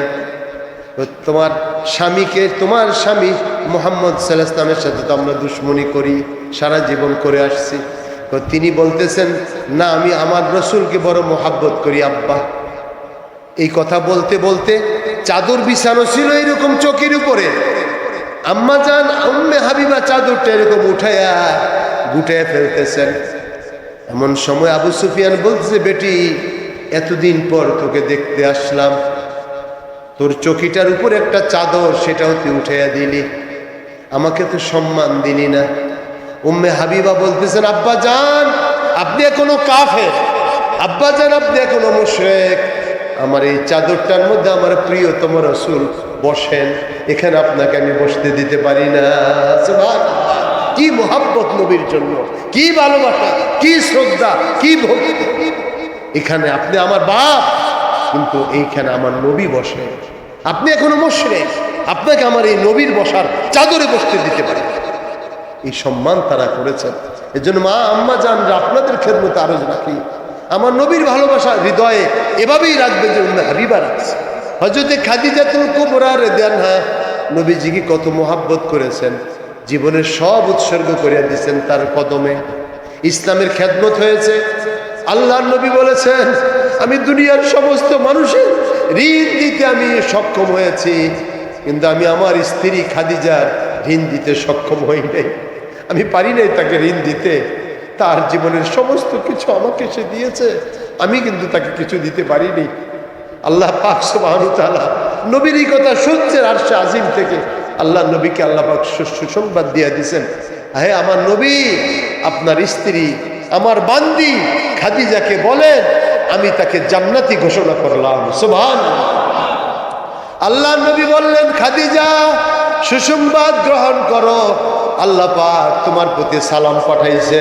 সুবহানাল্লাহ। খাদিজা রাদিয়াল্লাহু আনহা সেজদায় পড়ে গেলেন, বলতেছেন, আল্লাহ আমার নারী জীবন সার্থক, আমার রব আমাকে সালাম দিয়েছে। এজন্য যারা নবীকে ভালোবাসে আল্লাহ তাদেরকে ভালোবাসেন, মোহাব্বত করেন। আমার মা বোন রাগো, আমার নবীর প্রতি মোহাব্বত ভক্তি রাখতে হবে। আল্লাহ নবীর খালা ছিলেন উম্মে সুলাইম রাদিয়াল্লাহু আনহা, বাসায় যদি কিছু ভালো তরকারি হইতো নবীর কাছে হাদিয়া পাঠাইয়া দিতেন। একবার বাসার ভিতরে তিনি ঘি বানাইছেন, দুধের থেকে ঘি উঠাইছেন, ঘি উঠাইয়া ঘি ভরে একটা পাত্র সহ বাদিকে পাঠাইছেন, যাও আমার নবীকে দিয়ে আসো।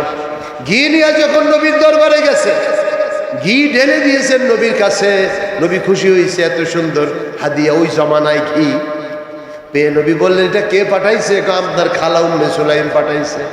তিনি ঘিটা রেখে দিয়ে পাত্রটা খালি করে দিয়ে দিছেন।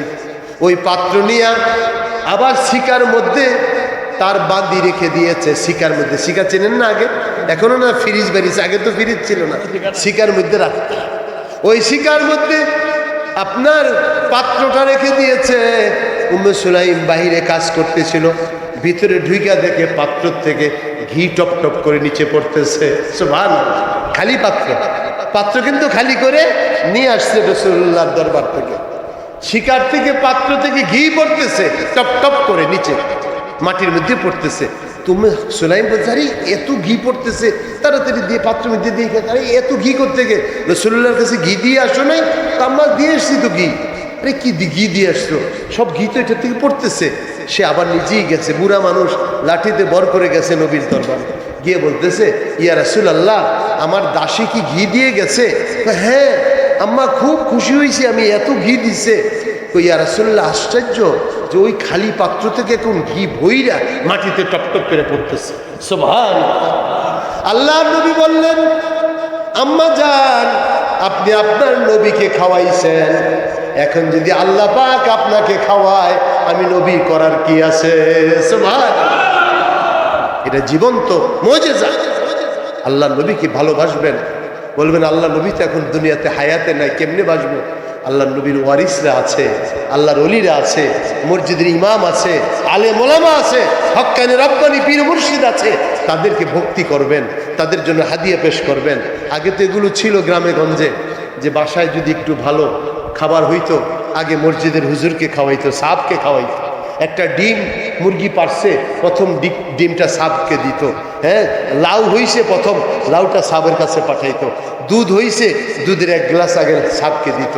বরকত ছিল। এখন এত খাই, এত আছে, বরকত নাই, ঠিক কি না? এর জন্য সেই তরিকা ধরতে হবে যেই তরিকা মুহাম্মদুর রাসূলুল্লাহ সাল্লাল্লাহু আলাইহি ওয়াসাল্লামের উম্মত সাহাবারা কাজ করেছেন। আমরা সাহাবায়ে কেরামকে মহব্বত করি, সাহাবায়ে কেরাম নবীকে মহব্বত করেছেন। জীবন দিয়ে তারা এই যে যুদ্ধের ময়দানে গেছেন, সাহাবারা তীর আসতেছে, নবীর তীরগুলো তারা বুকে নিয়েছে, পিঠে একটাও নেয় নেই। মহাব্বত নবীর জন্য দেখিয়েছে, নবীর সুন্নাতকে তারা পালন করেছে। একবারে আপনার সিরিয়াতে হযরত আবু দারদা রাদিয়াল্লাহু আনহু, তিনি সেখানের আপনার শামের তিনি গভর্নর ছিলেন। তো লোকজন খেতে আসছে, অন্যান্য লোকজন খাইতে আসছে, তো দস্তরখান বিছাইছে সামনে। তো বিছাইছে পরে দস্তরখান থেকে আবু দারদা রাদিয়াল্লাহু আনহু খাবার উঠে খাইতেছে দস্তরখান থেকে। আমরা তো দস্তরখানগুলি ফেলে দেই, কি করি? ফেলে দেই না, ভাত পড়লে উঠাইতে চাই না, কিন্তু উনি বসে বসে খাবার খুঁটে খাইতেছেন। তো লোকেরা বলতেছে, হে ওলি আমিরুল মুমিনিন, আপনি দস্তরখান থেকে খাবার খাচ্ছেন, এত বড় বড় আমির উমরারা আসছে, এটা অসম্মান না? তো তিনি বলতেছেন, আতরুকু সুন্নাত হাবিবি লিআজলি হাউলাইল হুমাকা, আমি কি এই সমস্ত আহমকদের জন্যে আমার নবীর সুন্নত ছেড়ে দেব? এটা হতে পারে না। আমার নবীকে আমি দেখেছি তিনি দস্তরখান থেকে খাবার উঠে খাইতেন। কেউ যদি দস্তরখান থেকে খাবার খায়, সে কখনো গরিব হবে না। সুবহানাল্লাহ। কখনো গরিব হবে না। দস্তরখান বিছিয়ে খাবেন, খাবেন তো ইনশাআল্লাহ। এখন থেকে নিয়ত করুন, আসেন আল্লাহ নবীর এই মিলাদুত শরীফের ঈদে মিলাদুন নবীর দিনে যদি আমরা নবীর জীবন থেকে কিছু নিজের জীবনের জন্য অর্জন করতে পারি, তাহলে এটা সার্থক এবং সফল হবে। নবী আলাইহিস সালাতু ওয়াস সালাম বলেন, উসদুকু ইযা হাদ্দাসতুম, যখন কথা বলবে তো তখন সত্য কথা বলিও। আজকে থেকে সিদ্ধান্ত নিব যে আমরা চলার পথে কখনো মিথ্যার আশ্রয় নেব না, আমরা সব সময় সত্য আশ্রয়ী হব। বলি ইনশাআল্লাহ, আমরা সব সময় সত্য আশ্রয়ী হব, সত্য কথা বলবো। নবীজি কখনো মিথ্যা বলেন নাই, নবীজি কখনো মিথ্যা বলেন নাই, কখনো মিথ্যা বলেন নাই। আল্লাহু আকবার। এই জন্য নবীজিকে তারা সত্যবাদী বলতো, নবীজিকে আল আমিন বলতো, ঠিক কিনা? আল আমিন বলতো শুধু সত্যবাদী তার কারণে। কাফেরেরা নবীজির কাছে আমানত সম্পদ আমানত রাখতেন, যদিও নবীজির নবুয়তকে স্বীকার করে নাই, কিন্তু নবীজিকে সামাজিকভাবে আমানতদার, নবীর প্রাসঙ্গিকতা, নবীর প্রয়োজনীয়তা তারা বুঝতে পারতেন। নবী আলাইহিস সালাতু ওয়াস সালাম ছিলেন বৈষম্য মুক্তির প্রতীক। বৈষম্য নবীর কাছে ছিল না। নবীজি সকলের মধ্যে সম্প্রীতি, সহানুভূতি সৃষ্টি করে গেছেন। যখন হাজরে আসওয়াদকে আপনার রাখবে কাবার ঘরে ঝগড়া ছিল, তখন নবী আলাইহিস সালাতু ওয়াস সালাম প্রত্যুষে এসে সমস্ত নেতৃবৃন্দকে নিয়ে চাদরের কোনা ধরতে বলছেন। সকলে চাদরের কোনা ধরছে, পাথরটাকে উঠিয়ে নিয়ে হাজরে আসওয়াদকে যখন বাইতুল্লাহর কোনায় নিয়ে গেছেন, সকলে উঠে নিছে, অমুক নিচে, অমুক নিচে, সবে নিছে, সবে নিয়ে ওইখানে নেওয়ার পরে নবীজি নিজ হাতে ধরে হাজরে আসওয়াদকে বসায় দিচ্ছে। সুবহানাল্লাহ। সকলের যে দ্বন্দ্ব ছিল, দ্বন্দ্ব মিটে গেছে। নবীজি হেল্পফুল ফুজুল করছেন, সমাজে মানুষকে, গরিব দুঃখীকে আত্মমানবতার সেবায় নবীজি খেদমত করেছেন। আজকে আমাদের সাহেব কিবলা ফুলতলি রহমতুল্লাহ আলাইহির বড় সাহেবজাদা ফুলতলি বড় সাহেবজাদার কর্মকাণ্ড আপনারা দেখেছেন। সারা পৃথিবী, বাংলাদেশে নয়, সারা পৃথিবীতে এটা দেখেছে তারা, যে উনি আল্লাহর একজন নবীর আশিক, আল্লাহর নবীর একজন খাদিম, তেনার মধ্যে কীরকম আবেগ। সেই বন্যা কবলিত এলাকায় খাবার নিয়ে গেছেন, পুনর্বাসন করার জন্য ব্যবস্থা করেছেন। যার ঘর নাই তার ঘরের ব্যবস্থা করেন, যার গাভী নাই তাকে গাভীর ব্যবস্থা করেন, যার ব্যবসার কিছু নাই তাকে ব্যবসা কিনে দেন, যার সাইকেল নাই তারে সাইকেল কিনে দেয়, যার অটো নাই তারে অটো কিনে দেয়। এগুলি হলো মানুষের সেবা করা। এইটা যদি আমরা করতে পারি আল্লাহর নবীর শাফাত অবশ্যই আমরা পাবো। আজকে আমাদের সম্পদ আছে, আমরা এগুলোকে ব্যবহার করতে চাই না, এটাকে মিস ইউজ হচ্ছে। কত টাকা পড়ে আছে ব্যাংকে, কত টাকা আমাদের অহেতুক অপচয় হইতেছে। আমাদের কর্তব্য হলো এই সমস্ত অতিরিক্ত টাকাগুলো মানুষের জন্য, মানব সেবায়, আত্মমানবতা সবাই ব্যয় করা। তাহলে আপনি আমার নবীর আদর্শ আপনি ধারণ করতে পারলেন। এজন্য হাজিরিন, রাসূলুল্লাহ সাল্লাল্লাহু আলাইহি ওয়াসাল্লামের আত্মমানবতার সেবা একটা গুরুত্বপূর্ণ দিক। কিন্তু এখন আজকে মানুষের মধ্যে অভাব অনটন যেখানে আছে, অভাবী মানুষের আশ্রয়ে পাশে গিয়ে দাঁড়ানো, ব্যবসায়ীদের পাশে গিয়ে দাঁড়ানো, এটা আমাদের কর্তব্য। এরপরে আসুন রাসূল করিম সাল্লাল্লাহু আলাইহি সাল্লামের জীবনে তিনি কখনো ওয়াদা ভঙ্গ করেন নাই। আজকে থেকে আমরা ভঙ্গ করে মুমিন কখনো ওয়াদা ভাঙে না, ওয়াদা রাখবো আমরা। আল্লাহর হাবিব সাল্লাল্লাহু আলাইহি ওয়াসাল্লামের মধ্যে বিনয়তা ছিল। কি ছিল? বিনয়তা, তাওয়াজু। নবীজি বলেন, মান তাওয়াদা লিল্লাহি রাফাআহুল্লাহ, যে আল্লাহর জন্য বিনয়তা প্রদর্শন করবে আল্লাহ তার মর্যাদাকে বাড়িয়ে দিবে। সুবহানাল্লাহ। অহংকার ত্যাগ করো, অহংকার মধ্যে রাখিও না। নবীজি নিরহংকার ছিলেন। কিভাবে? তাহলে অহংকারটা যাবে কিভাবে? তুমি আগে সালাম দাও। তুমি আগে কি করো? সালাম দাও। যারা আগে সালাম দিবে তাদের অহংকার থাকে না। আর যদি আপনি ভাব নিয়ে থাকেন যে আমারে তো সবে সালাম দিব, আমি হুজুর না, আমি সব কিছু, আমারে তো সবে সালাম দিব, এই অহংকারে শেষ হয়ে যাব। আমি গ্রামের সর্দার, আমি গ্রামের মাতাব্বর, আমি মসজিদের অমুক, আমি মসজিদের মেম্বার, আমারে না সবে সালাম দিব না। আপনি সকলের আগে সালাম দেন, আপনি নিরহংকার হবেন। সুবহানাল্লাহ। হযরত আবু বকর সিদ্দিক রাদিয়াল্লাহু আনহু, আল্লাহ নবীর সাহাবী, তিনি বলেন, আমি আমার নবীকে কোনো সময় সালাম দিতে পারি না। আগে আমি খেয়াল করলাম নবীকে আজকে সালাম দিব। ঘর থেকে বের হয়ে দেখতেছেন নবী আসতেছে, উনিও আগাইতেছেন। জবান দ্বারা সালামের শব্দ উচ্চারণ করবেন, এর আগে নবী সালাম দিয়ে দিছে। সুবহানাল্লাহ। নবী এর আগে সালাম দিয়ে দিছে। দেওয়াতে আবু বকর সিদ্দিক বলছে, ইয়া রাসূলুল্লাহ, আপনাকে কখনো আমি আগে সালাম দিতে পারি নাই। নবীজি বললেন, যে আগে সালাম দেয় তার অহংকার থাকে না। সুবহানাল্লাহ। আজকে থেকে যাকে চিনি যাকে চিনি না সালাম দেব। হ্যাঁ, যদি চিনেন যে সে হিন্দু, সে চিনেন সে মুশরিক, তাকে আপনি এড়িয়ে যেতে পারেন। কিন্তু যাকে আপনি চিনেন যে সে মুসলমান, আপনি আগে তাকে সালাম দেন। মা বোনরা, আপনারাও বাসার ভিতরে স্বামীকে সালাম দেন, আপনার বড় ভাইকে সালাম দেন, আপনার আব্বাকে সালাম দেন, আপনার বাচ্চাদেরকে সালাম শিখা। আপনি যদি বাসায় সালামের আদান প্রদান করেন, বাচ্চারাও আপনাদেরকে সালাম দিবে। এজন্য নবীজি একবার যাচ্ছিলেন ছোট ছোট বাচ্চাদের কাছ দিয়ে, মাররা আলা গিলমানিন ফাসাল্লামা আলাইহি। নবীজি বাচ্চাদের কাছ দিয়ে যাচ্ছেন, হুজুর তাদেরকে সালাম দিয়েছেন। বাচ্চারা লজ্জিত হয়ে গেছে, আরে হুজুর আমাকে সালাম দিয়েছে।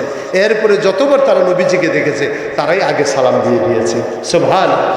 আজকে নবীর আদর্শ আমাদের সমাজ থেকে সরে গেছে, এজন্য অনেক কিছু আমরা হারিয়ে ফেলতেছি। এজন্য বিনয়তার মূর্ত প্রতীক হতে চাই আমরা। নবী যেমন আদর্শ ছিলেন, আমরা সেরকম আদর্শবান হব, বিনয়ী হব। আমরা ওয়াদা কখনো ভঙ্গ করব না, আমরা আদল ইনসাফ কায়েম করব। আজকে আমি ক্ষমতা পাইছি, জুলুম করব, এটা যেন না হয়। কারণ জালেমকে আল্লাহ কখনো পছন্দ করেন না, জালেমকে আল্লাহ কখনো পছন্দ করেন না। নবী আলাইহিস সালাতু ওয়াস সালামের মধ্যে বড় একটা গুণ ছিল ক্ষমা করে দেওয়া। হুজুরের মধ্যে একটা গুণ ছিল ক্ষমা করে দেওয়া। নবী আলাইহিস সালাতু ওয়াস সালাম এই গুণটা যদি আমরা সমাজ জীবনে অর্জন করতে পারি, অনেক রকমের অন্যায় অনাচার, অনেক রকমের ফেসাদ বিপর্যয় আমরা ফিরাতে পারবো। রাসূল করিম সাল্লাল্লাহু আলাইহি ওয়াসাল্লামের 23 বছরের জীবনে এত কষ্ট দিয়েছে কাফেররা, সাহাবায়ে কেরামকে কষ্ট দিয়েছে। নবীজিকে শিয়াবে আবু তালিবের মধ্যে 3.5 বছর নির্বাসিত জীবন যাপনে বাধ্য করেছে। তারপরে সাহাবায়ে কেরামকে তারা জুলুম করে মারছে, নবীজির দান শহীদ করছে, 27টা যুদ্ধ নবীজি করেছে।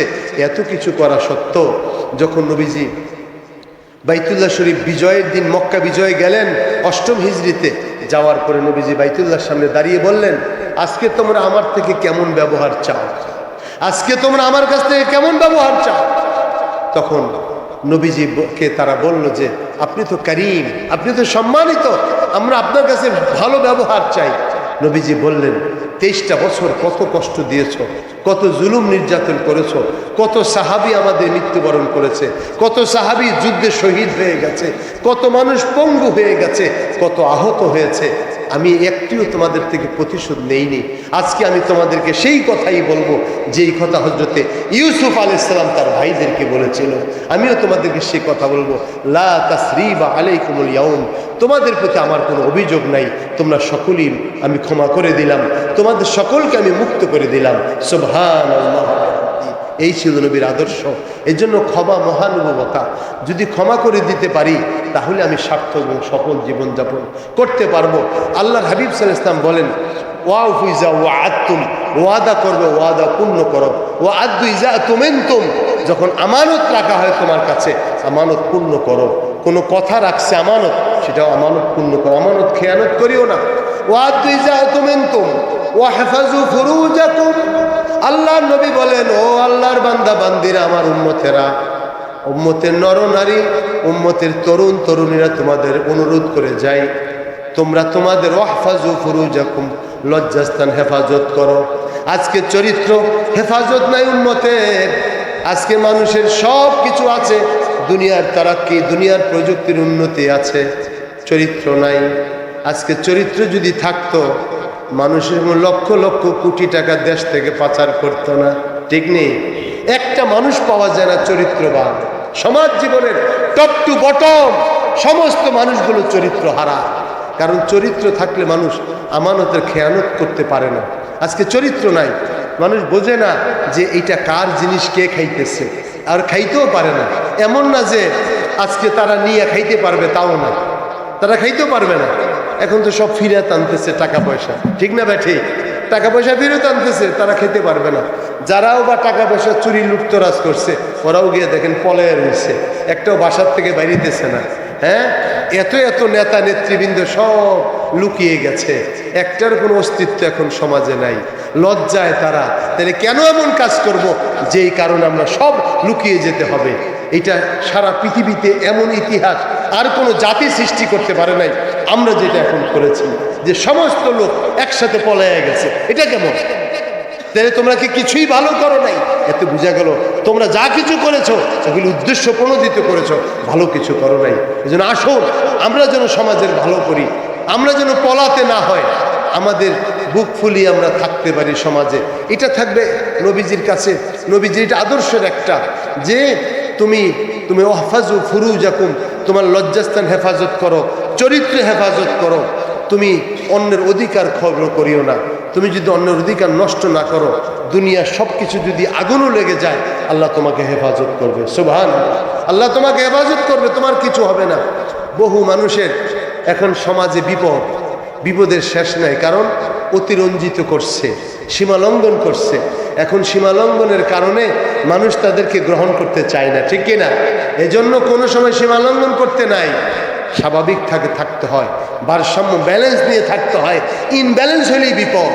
এজন্য আমি সকলকে অনুরোধ করব, আজকের এই প্রেক্ষাপটে আজকে আমার নবীর প্রাসঙ্গিক সব আলোচনার মধ্যে বলছি, নবীর 1500 বছর পরও নবীর এই আদর্শটা প্রাসঙ্গিক, যে কেউ যদি চরিত্রবান হতে পারো তো আল্লাহ রব্বুল আলামিন তোমাকে আল্লাহর জান্নাতে দাখিল করবেন। হাদিসের মধ্যে আসছে, নবীজি বলেন, এদ মানুলি সেত্তান, আমাকে যদি তুমি 6টা জিনিসের জামিন বানাইতে পারো তো আমি তোমাকে জান্নাতের জামিন বানাই নিলাম। সুবহানাল্লাহ, আমি জামিন হয়ে তোমাকে জান্নাতে পৌঁছে দেব। সেই কথাই বলতেছি, ওয়াহফাজু ফুরুজাকুম, লজ্জাস্থানকে হেফাজত করো, লজ্জাস্থানকে হেফাজত করো, চরিত্র ঠিক রাখো।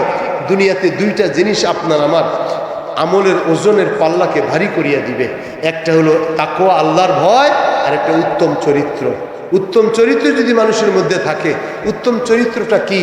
নবীজি বলেছেন, সেলমান কাতা আকা, যে তোমার সাথে সম্পর্ক ছিন্ন করেছে তুমি তার সাথে সম্পর্ক করো। সুবহানাল্লাহ, এটি উত্তম চরিত্র। ওয়াফু আম্মান যালামাকা, যে তোমার প্রতি জুলুম করেছে তুমি তাকে ক্ষমা করে দাও, যে তোমাকে বঞ্চিত করেছে তুমি তাকে দাও। এটাই উত্তম চরিত্র। সুবহানাল্লাহ, এটাই উত্তম চরিত্র। তোমার চরিত্র কুকুরের মতো যেন না হয় কামড়া কামড়ি করা, বরং তোমার চরিত্র যেন মানুষের মতো হয়। নবীকে তারা কষ্ট দিয়েছে, তিনি ক্ষমা করে দিয়েছেন। নবীজিকে তারা বঞ্চিত করেছে, নবী তাদেরকে দিয়েছেন। হ্যাঁ, নবীর সাথে সম্পর্ক ছিন্ন করেছে, নবী তাদের সম্পর্ক করেছেন। আজকের এই ঈদ মিলাদুন্নবী উদযাপন সার্থক এবং সফল হবে যদি আমরা এই চরিত্রবান হতে পারি। রাসূল করিম সাল্লাল্লাহু আলাইহি ওয়াসাল্লাম জান্নাতে প্রবেশ করতে পারবে।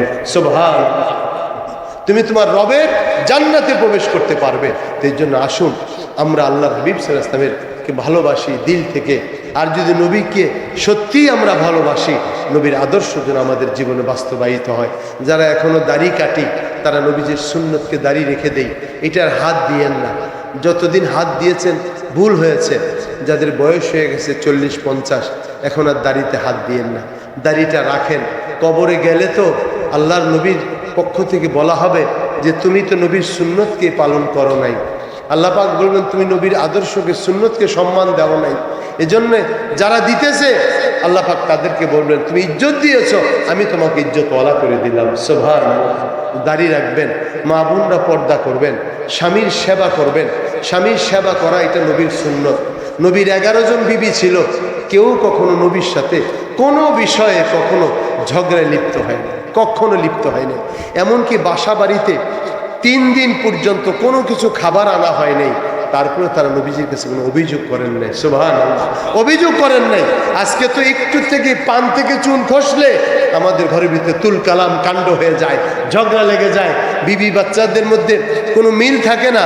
এর জন্য আমি আপনাদেরকে অনুরোধ করবো, মা বোনরা গো, বাসায় আল্লাহর দিকে দেখে ঝগড়ায় লিপ্ত হবেন না। স্বামীকে শ্রদ্ধা করতে শিখুন। কারণ মনে রাখবেন, আপনার স্বামী যদি খুশি থাকে, স্বামী মুরুক্ষ হোক, সে যদি খুশি থাকে, আল্লাহর জান্নাত আপনার স্বামীর পায়ের নিচে। সুবহানাল্লাহ, আল্লাহর জান্নাত আপনার স্বামীর পায়ের নিচে। আজকে স্বামীর সাথে ঝগড়া করে অনেক স্ত্রী জাহান্নামী হয়ে কবরে যাইতেছে, আমরা দেখতেছি। এর জন্য আমি অনুরোধ করব, খবরদার, স্বামীর যদি ভুল ভ্রান্তি হয়, হতেই পারে মানুষ, তার সাথে সমঝোতার কথা বলুন, তাকে বুঝিয়ে নেন। হ্যাঁ, আবার স্ত্রীর যদি ভুল হয়, স্বামী তাকে বুঝিয়ে নেবে। এভাবেই ঘরের সৌহার্দ্যপূর্ণ ভাব ফিরিয়ে রাখুন, তাহলেই নবীর আদর্শ আমাদের মধ্যে থাকবে। আমরা আল্লাহর প্রিয় হতে পারবো। সময় তো কারো বেশি দিন নাই, যে কোনো সময় ডাক পড়তে পারে। এই বছর রবিউল আউয়াল উদ্বোধন করছেন, উদযাপন করছেন। আগামী বছর যখন এটা আসবে, তখন আমরা অনেকেই হয়তো কবরের যাত্রী হয়ে যাব। আজকে এত সুন্দর জায়গায়, এত বড় জায়গায় ফ্যান ঘুরতেছে, তারপরে ঘামতেছি। যেখানে ভেন্টিলেশন নাই, ডানে বামে নিচে মাটি, উপরে মনে মনে মাটি, সেখানে কীভাবে থাকবেন? এখনই যদি মৃত্যু হয় আপনার আমার, এখনই আপনাকে এইরকম কবরস্থানে নেওয়া হবে, যেখানে বিচ্ছু আছে, সাপ আছে, বিষাক্ত পোকামাকড় আছে, যোগ আছে, আপনার কি বলে এইটার ভিতরে কি বলে, আপনার এই যে পানি উঠে যায় কবরের ভিতরে, আপনাকে আমাকে তো সেখানে শোয়ায় দিবে। কেউই তো ইচ্ছা করলে আপনাকে আমাকে বাঁচাতে পারবে না। তাহলে যেখানে আমি যাচ্ছি, আমি যদি সেখানকার নিয়ম কানুনগুলো মেনে যেতে পারি, তাহলেই আপনি আমি সুন্দর সার্থক থাকতে পারবো। হাজিরিন, মুহাম্মদুর রাসূলুল্লাহ সাল্লাল্লাহু আলাইহি ওয়াসাল্লাম কেমন ছিলেন, স্ত্রীরা পর্যন্ত সাক্ষী দিয়েছে। নবীজি বলেছেন যে আমি কেমন ছিলাম, স্ত্রীদের কাছ থেকে শোনো। আয়েশা সিদ্দিকা রাদিয়াল্লাহু আনহা বলেন, কানা রাসূলুল্লাহ সাল্লাল্লাহু আলাইহি ওয়াসাল্লাম লাম ইয়াকুন রাসূলুল্লাহ ফাহিশান ওয়ালা মুতাফাহিশান। নবীজি কখনো অশ্লীল কথা বলতেন না, অশ্লীল বাক্যালাপ করতেন না। আমরা কিছু ঝগড়া লাগলি অশ্লীল কথা বলি, মা বোনের উপরে গালি দেই, খবরদার। নবীজি কখনো গালি দেন নাই, নবীজি কখনো ঝগড়ায় লিপ্ত হন নাই, নবীজি কখনো খারাপের বিনিময় খারাপ দিয়ে করেন নাই, বরং ইয়াফু ইয়াসফা। কেউ খারাপ করছে, নবীজি তাকে এড়িয়ে গেছেন, কখনো তাকে মন্দ বলেন নাই। এই জন্য হাজিরিন, আজকের এই মোবারক জলসায় আমি এখন ঢাকায় যেহেতু ফিরে যাব, আপনাদের খেদমতে আরজ রাখছি যে যতদিন আমরা দুনিয়াতে থাকব, ততদিন যেন আমরা নবীর আদর্শ আমাদের ধারণ করে থাকি। আর আজকে যারা এখানে এসেছেন, দেশ বিদেশ থেকে দোয়া চেয়েছেন এবং আমাদের এই অনুষ্ঠানগুলো দেখছেন, আমি সকলকে মোবারকবাদ জানাই। দীর্ঘ সময় আপনারা আমাকে এখানে আইনে দাওয়াত দিয়ে কৃতার্থ করেছেন। আল্লাহর উত্তম জাযা দান করুক। মাওলানা মজিরুদ্দিন সাহেব তিনি বড় সাহেব কেবলার সঙ্গী। আমি ওনার জন্য দোয়া করছি। আচ্ছা আচ্ছা, আলহামদুলিল্লাহ, আল্লাহ দিচ্ছে। যাই হোক, এই জন্য আমি মনে করি যে উনি আছেন এখন মোতাওয়াল্লি এবং অন্যান্য কমিটির সদস্যবৃন্দ, এলাকাবাসী এবং বিভিন্ন স্থান থেকে ওলামায়ে কেরাম এসেছেন। আমি সকলকে মুবারকবাদ জানাই এবং আজকের এই অনুষ্ঠান যে আপনারা প্রাণবন্ত করছেন, প্রাণচঞ্চল করেছেন এবং দীর্ঘ সময়ে আপনার প্রতিকূল আবহাওয়াতে বসে সময় দিয়েছেন, এর জন্য কেয়ামতের কঠিন ময়দানে আল্লাহ যেন এই মজলিসটাকে আমাদের জন্য নাজাতের ওসিলা করে দেয় এবং আরশের নিচে যখন আল্লাহ পাক ছায়া দিবেন এবং ওই প্রচণ্ড গরমে যখন জিহ্বা মানুষের বের হতে থাকবে, নাক কান দিয়ে গিলুগুলো বেয়ে বেয়ে পড়তে থাকবে, তখন যেন আল্লাহর সেই নাতিশীতোষ্ণ আরশে আজিমের ছায়ায় আমরা ছায়া লাভ করি। সকলে বলি আমিন। এবং আজকে ইমাম সাহেব, সম্মানিত ইমাম সাহেব এবং অন্যান্য ওলামা, আমার শাহাবুদ্দিন আলীপুরি সাহেব আমাকে দাওয়াত করেছেন। আমার ক্লাস করে সকালে, আমি গতকালকে আমার মাহফিল ছিল, ওইটা করে রাতে ঘুমাইতে পারিনি, আবার ভোরে ক্লাস করে এখানে ফ্লাইটে আসছি, ওইখান থেকে তো এখানে এখন আবার যেতে হবে, সকালে ক্লাস আছে, এজন্য আর আমি সময় দিতে পারছি না। যিনি আছেন ওনাকে আসতে বলুন। আমি দোয়া চাই আপনাদের কাছে। আসতে আসতে বলেন। আমি সকলের কাছে দোয়া চাই। আমার আব্বা শামসাবাদ দরবার শরীফের পীর মুর্শিদ ছিলেন, তিনিও ইন্তেকাল করেছেন। তিনি সাহেব কেবলা রহমতুল্লাহ আলাইহ বহুত বড় মোহাব্বতের বন্ধু ছিলেন। ঢাকাতে সাহেব কেবলা গেলে আব্বার সাথে খুব হৃদ্যতার সম্পর্ক ছিল। আব্বাও এখানে শানের সালত মাহফিলে অনেকবার এসেছেন। তো এই জন্য শামসাবাদ দরবারে আমাদের 3, 4, 5 ডিসেম্বর মাহফিল, বার্ষিক ইসালে সওয়াব সেখানে, এবং ঈদে মিলাদুন্নবী মাহফিল আমরা উদযাপন করেছি। আমরা বাড়াবাড়িতে নাই, ছাড়াছাড়িতে নাই। কি কথা বুঝে আসছে? ফুলতুলি মাসলাক, ফুরফুরা মাসলাক, সরসিনা মাসলাক, আমরা কখনো বাড়াবাড়ি করি না। কোনো জিনিস কাউকে আমরা কটাক্ষ করি না, কাউকে গালি দেই না। আজকে আমি এখানে ঈদে মিলাদুন্নবীর আলোচনা এসে যদি আমি সিরাতুন্নবী যারা করে তাদেরকে আমি গালিগালাজ করি, তাদেরকে অকথ্য বলি, তাহলে আজকের আমার মিলাদুন্নবী আলোচনার কোনো সওয়াব হবে না। ঠিক কি না? আমার সওয়াব হবে না, কারণ আমি তো উঠছি ইন্টেনশনালি কথা বলতে। আমি তো আসছি আল্লাহর সন্তুষ্টি চাইতে, আমি তো আসছি নবীর প্রেম লাভ করতে।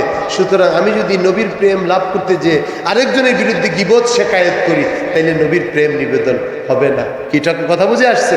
এই জন্য অনেকে মনে করে আপনার বাড়াবাড়ি করে কথাবার্তা বলে মিছিল টিছিল করলেই বুঝি ভালো বক্তব্য হয়। না, এগুলোর বক্তব্য না। আসল কথা হলো, যদি আমি দুইটা কথা শুনে নিজের পরিবর্তন আসে, আল্লাহর প্রতি মহাব্বত আসে, নবীর প্রেম ভালোবাসা আসে, এটাই ওয়াজ নসিহতের সার্থকতা এবং সফলতা, অন্য কিছুতে নয়। এজন্য আমরা আজকে কিন্তু আমাদের সব কথা ভিডিও হয়, রেকর্ড হয়। আমরা কোনো কথা যদি বলি সেটা সারা দুনিয়া জানবে। আজকে দিন একটা দুটা কথার কারণে, ভাইরাল হওয়ার কারণে দেখেন না, দেশ পর্যন্ত তছনছ হয়ে গেছে। একটা কথার কারণে দেশ তছনছ হয়ে গেছে। এই জন্য বুঝতে হবে, এমন কোনো কথা বলতে নাই যেই কথার দ্বারা বন্ধুত্বে শত্রুতায় পরিণত হয়, বরং এমন কথা বলো দুশ্মন যেন তোমার বন্ধু হয়ে যায়। সুবহানাল্লাহ। এটাই তো ইসলামের আদর্শ, এটাই নবীজির মহান আদর্শ ছিল। নবীজিকে আমরা শুভে পেয়েছি। আসুন আল্লাহর কাছে একটু দোয়া করি, একটু দুরূদ শরীফ পড়ি। এরপরে হুজুর এসে আবারও দুরূদ শরীফ পড়বেন। যত দুরূদ শরীফ পড়ব তত বরকত, তত লাভ। আমরা আল্লাহর হাবিব সাল্লাল্লাহু আলাইহি ওয়াসাল্লামকে একটু দাঁড়িয়ে সালাম দিই, এরপরে মুনাজাত করি। ইয়া নবী সাল্লাল্লাহু আলাইকা ইয়া রাসূল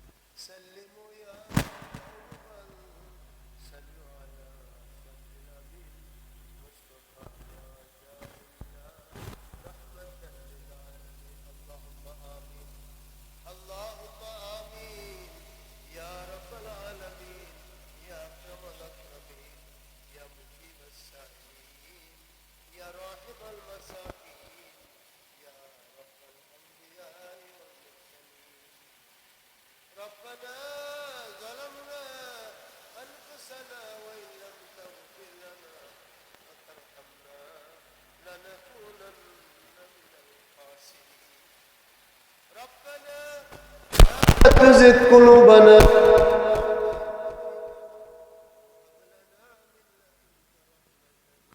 إنك أنت الوهاب نجني من كل كرب بجاه المصطفى مولى الكريم وهب لي في مدينته قرارا ورزقا ثم دفنا في البقيع الہی دکھا دے پھر دیار مدینہ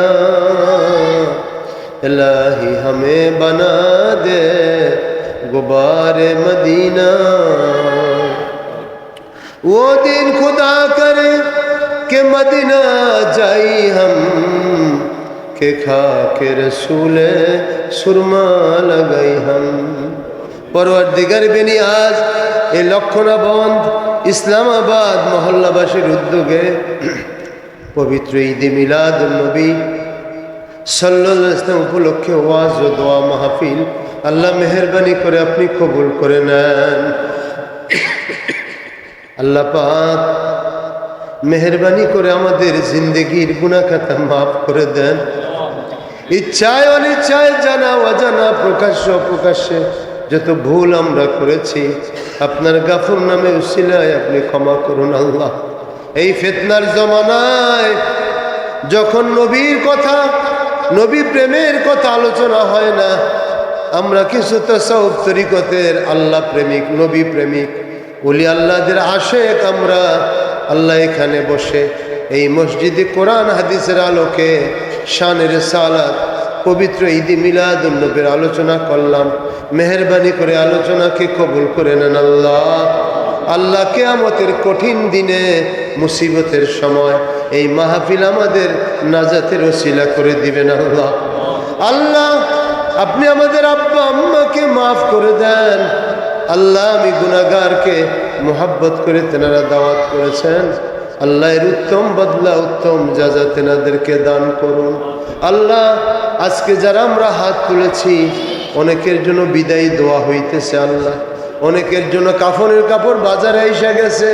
নরনারী আমরা যারা হাত তুলেছি সকলকে জান্নাতি হিসাবে কবুল করে নেন। কারণ নাম যদি জাহান্নামের দফতরে থাকে দয়া করে কেটে দিয়ে জান্নাতীদের দফতরে উঠে এলো। আয় আল্লাহ যা সওয়াব মঞ্জুর করেছেন তাজেদের মদিনা সরকার দো আলম নূরে মুজাসসাম নবী দো জবহা নবী মুহাম্মদুর রাসূলুল্লাহ সাল্লাল্লাহু আলাইহি ওয়াসাল্লামের রওজা থারে সোনার মদিনায় পৌঁছে দেন আল্লাহ। আজকে রবিউল আউয়াল মাসে যারা হাত তুলেছি মৃত্যুর আগে একবার হলো আমার নবীর সামনে হাজির হয়ে সালাম পেশ করার তৌফিক দিবেন আল্লাহ। হজ উমরা করার তৌফিক দিবেন আল্লাহ। রব্বে কারীম আমার নবীর আসহাব গুনাহালে বাইত আজওয়াজ মুতাহারাত আশায়ে মুবাশশারাত রিদওয়ানুল্লাহ আজমাইন গণের রূহে সওয়াব পৌঁছে দেন। তামাম পৃথিবীর মাটির নিচে যত মুমিনিন মুমিনা মুসলিমিন মুসলিমাত ঈমান নিয়ে শায়িত আছেন আল্লাহ তাদের রূহে সওয়াব পৌঁছে দেন। খাস করে মাহবুব সুবহান আব্দুল কাদের জিলানী, গরিবে নওয়াজ মুঈনুদ্দিন চিশতি আজমেরি, বাহাউদ্দিন নকশবন্দি বুখারী, ইমাম রব্বানী মুজদ্দিদ আল হোসেন আবুল হাসান শাযলি, তরিকতের ইমাম, মাযহাবের ইমাম, হাদিসের ইমাম, কেরাতের ইমাম সকলের রূহের সওয়াব পৌঁছে দেন। খাস করে আল্লাহ পাক ফুরফুরার হুজুরগণ, শর্ষিনার হুজুরগণ, জৌনপুরের হুজুরগণ, হক সিলসিলা ওলি বুজুর্গগণ, খাস করে পীর ইমাম মুর্শিদ আল্লামা সাহেব কিবলা ফুলতুলি রহমতুল্লাহ আলাইহি রূহ মুবারকে আল্লাহ আল্লাহ জকিগঞ্জ সাহেব বাড়িতে সওয়াব পৌঁছে দেন আল্লাহ। এই লক্ষণাবাদ ইসলামাবাদ এলাকার যত কবরবাসী এবং আমরা যারা এখানে হাত তুলেছি আমাদের সকলের মা বাপ, দাদা দাদি, নানা নানি, শ্বশুর শাশুড়ি, আত্মীয় স্বজন যার যেখানে কবরে শায়িত বিশেষ করে মুতাল্লি সাহেবের আব্বা আম্মা আত্মীয় স্বজন যে যেখানে কবরে, আল্লাহ আপনি সকলের রুহে সওয়াব পৌঁছে দেন। আয় আল্লাহ, পৃথিবীতে এমন অনেক মানুষ আছে যাদের দোয়া করার কেউ নাই, আমরা তাদের পক্ষ হয়ে আপনার কাছে দোয়া করি, আপনি তাদের কবরকে জান্নাতের বাগান বানিয়ে দেন। আল্লাহ রব্বে কারীম, এই মাহফিলকে আপনি কবুল করুন। দেশ বিদেশ থেকে যারা সহযোগিতা করেছে, আল্লাহ তাদের সকলের নেক নিয়তকে পূর্ণ করুন। আল্লাহ আল্লাহ মুতাল্লি সাহেব তার মেয়ের জন্য দোয়া চেয়েছে, ইলিগেল যারা তারা লিগেল হওয়ার জন্য আল্লাহ আপনি দয়া করেন। বিদেশের বাড়িতে যত মুসিবত আছে দয়া করে আপনি দূর করে দেন। আল্লাহ যত চাহাত আছে আপনি পূর্ণ করে দেন। আল্লাহ রব্বে কারীম, আল্লাহ অনেকগুলো টাকা পাঠিয়ে তারা দোয়া চেয়েছে এবং এখনো তারা আমাদের সাথে সংযুক্ত আছেন। আল্লাহ আপনি সকলের নিয়তকে পূর্ণ করুন। অসুস্থদেরকে সুস্থ করে দেন, বেরোজগারকে হালাল রুজি দেন, ব্যবসা তিজারত করে খায়ের বরকত দেন, চাকরি বাকরি নাই সম্মান ইজ্জত দেন। বিদেশে যেতে চাই ব্যবস্থা করেন, বিদেশে আছে ভালো রাখুন, সুস্থ রাখুন, নিরাপদে রাখুন। আল্লাহ আল্লাহ যারা কামাই রুজিতে সেখানে কষ্টের মধ্যে আছে, আল্লাহ তাদের কামাই রুজিতে বরকত দেন। মুসিবতে আছে কাগজপত্র নিয়ে, আল্লাহ সব বৈধ হয়ে যায় ব্যবস্থা করে দেন। রব্বুল আলামিন, যাদের বিয়ে শাদী হয় না, মা বাপ বড় পারিশান, ওই সমস্ত ছেলে মেয়ের বিয়ের ব্যবস্থা করে দেন। যাদের সন্তান হয় না, নিঃসন্তান পরিবারকে নেক আওলাদ দান করেন। আয় আল্লাহ, বাপমার কথা শুনে না অনুগত বানিয়ে দেন, সাংসারিক অশান্তি শান্তিময় করে দেন। আল্লাহ আল্লাহ সমস্ত নরনারীকে হেদায়েত দান করুন, আমাদের দেশের জন্য কল্যাণের ফয়সালা করুন। আল্লাহ দেশ যেন খারাপের দিকে না যায়, ষড়যন্ত্রকারীদের হাত থেকে দেশকে হেফাজত করুন। ওলি আল্লাহর দেশ, শাহজালাল শাহপরানের দেশ। আল্লাহ জালেমরা, আল্লাহ দুর্বৃত্তিরা যত অন্যায় কাজ করছে, অন্যায় থেকে দেশকে হেফাজত করুন। যারা দায়িত্ব নিয়েছেন তারা ইনসাফ ও আদালতের সহিত দেশের সুন্দর সব কিছু সংস্কার করতে পারে আপনি সাহায্য করুন। রব্বে কারীম, দেশের সমস্ত মসজিদ মাদ্রাসাগুলো হেফাজত করুন, আলেম ওলিদের মাজারগুলো হেফাজত করুন। আল্লাহ আল্লাহ, বিধর্মী যারা তারাও যেন তাদের মতো করে ইবাদত বন্দি করে শান্তিতে থাকতে পারে। আমরাও আমাদের ইসলাম ঈমান আখলাক নিয়ে ওলি বুজুর্গদেরকে ভালোবেসে আমরা যেন থাকতে পারি, সেই শান্তিপূর্ণ পরিবেশ আপনি আমাদের দান করুন। উফাউযু আমরি ইলাল্লাহ, ইন্নাল্লাহা বাশীরুম বিল ইবাদ। এই মসজিদের যত জমিদাতাগণ, দানকারীগণ দেশ বিদেশে যে যেখানে মারা গেছেন, আল্লাহ সকলের রুহে সওয়াব পৌঁছে দেন। আমাদের সকলের মা বাপ, দাদা দাদি, নানা নানি, শ্বশুর শাশুড়ি, আত্মীয় স্বজন যে যেখানে কবরে শায়িত, আল্লাহ তাদের রুহের সওয়াব বকশিশ করুন। আল্লাহ তাদের কবর আযাব মওকুফ করে দেন। আল্লাহ আমরা যখন কবরে থাকব, আল্লাহ আমাদের জন্য দোয়ার ব্যবস্থা আপনি করবেন। আল্লাহ আয় আল্লাহ, আল্লাহ আপনি উলামায়ে কেরামের সিনা খুলে দেন, শরহ সুদূর করেন। আল্লাহ দ্বীনি মাদারিস মাসাজিদকে নুসরত মদদ করুন। প্রতি বছর এইরকম ঈদ মিলাদ নবী উদযাপন করে, আল্লাহ আপনার নবীর জীবন চরিত্র থেকে আমল করে শুনে আল্লাহ আমরা আমাদের জীবন গড়তে পারি তৌফিক দান করুন। আপনার নবীর উসিলায় আমাদের সকলের আল্লাহ দোয়াকে কবুল করে নেন। আল্লাহকে মৃত্যু পর্যন্ত যত দোয়া করব, সমস্ত দোয়াকে আপনি মঞ্জুর করবেন। আল্লাহ আমার মুজির সাহেব, মুতাল্লি সাহেবের নেক হায়াত দেন। আল্লাহ ওনার ছেলে মেয়ে দেশ বিদেশে যারা আছে এবং আমার পাশে উলামায়ে কেরাম বসা আছেন, আল্লাহ এবং সামনে যারা বসা আছেন, প্রত্যেকের মনের নেক আশা আপনি পূর্ণ করে দেন। আল্লাহ যারা তাবারুকে অংশ নিয়েছে, যে যেই নিয়তে হাত তুলেছে এবং অংশ নিয়েছে, আল্লাহ আপনি সকলের নেক মাকাসিদ কবুল করে নেন। সুবহানা রাব্বিকা রাব্বিল ইজ্জাতি আম্মা ইয়াসিফুন, সালামুন আলাল মুরসালিন, আলহামদুলিল্লাহি রাব্বিল আলামিন। লা ইলাহা ইল্লাল্লাহু মুহাম্মাদুর রাসূলুল্লাহ।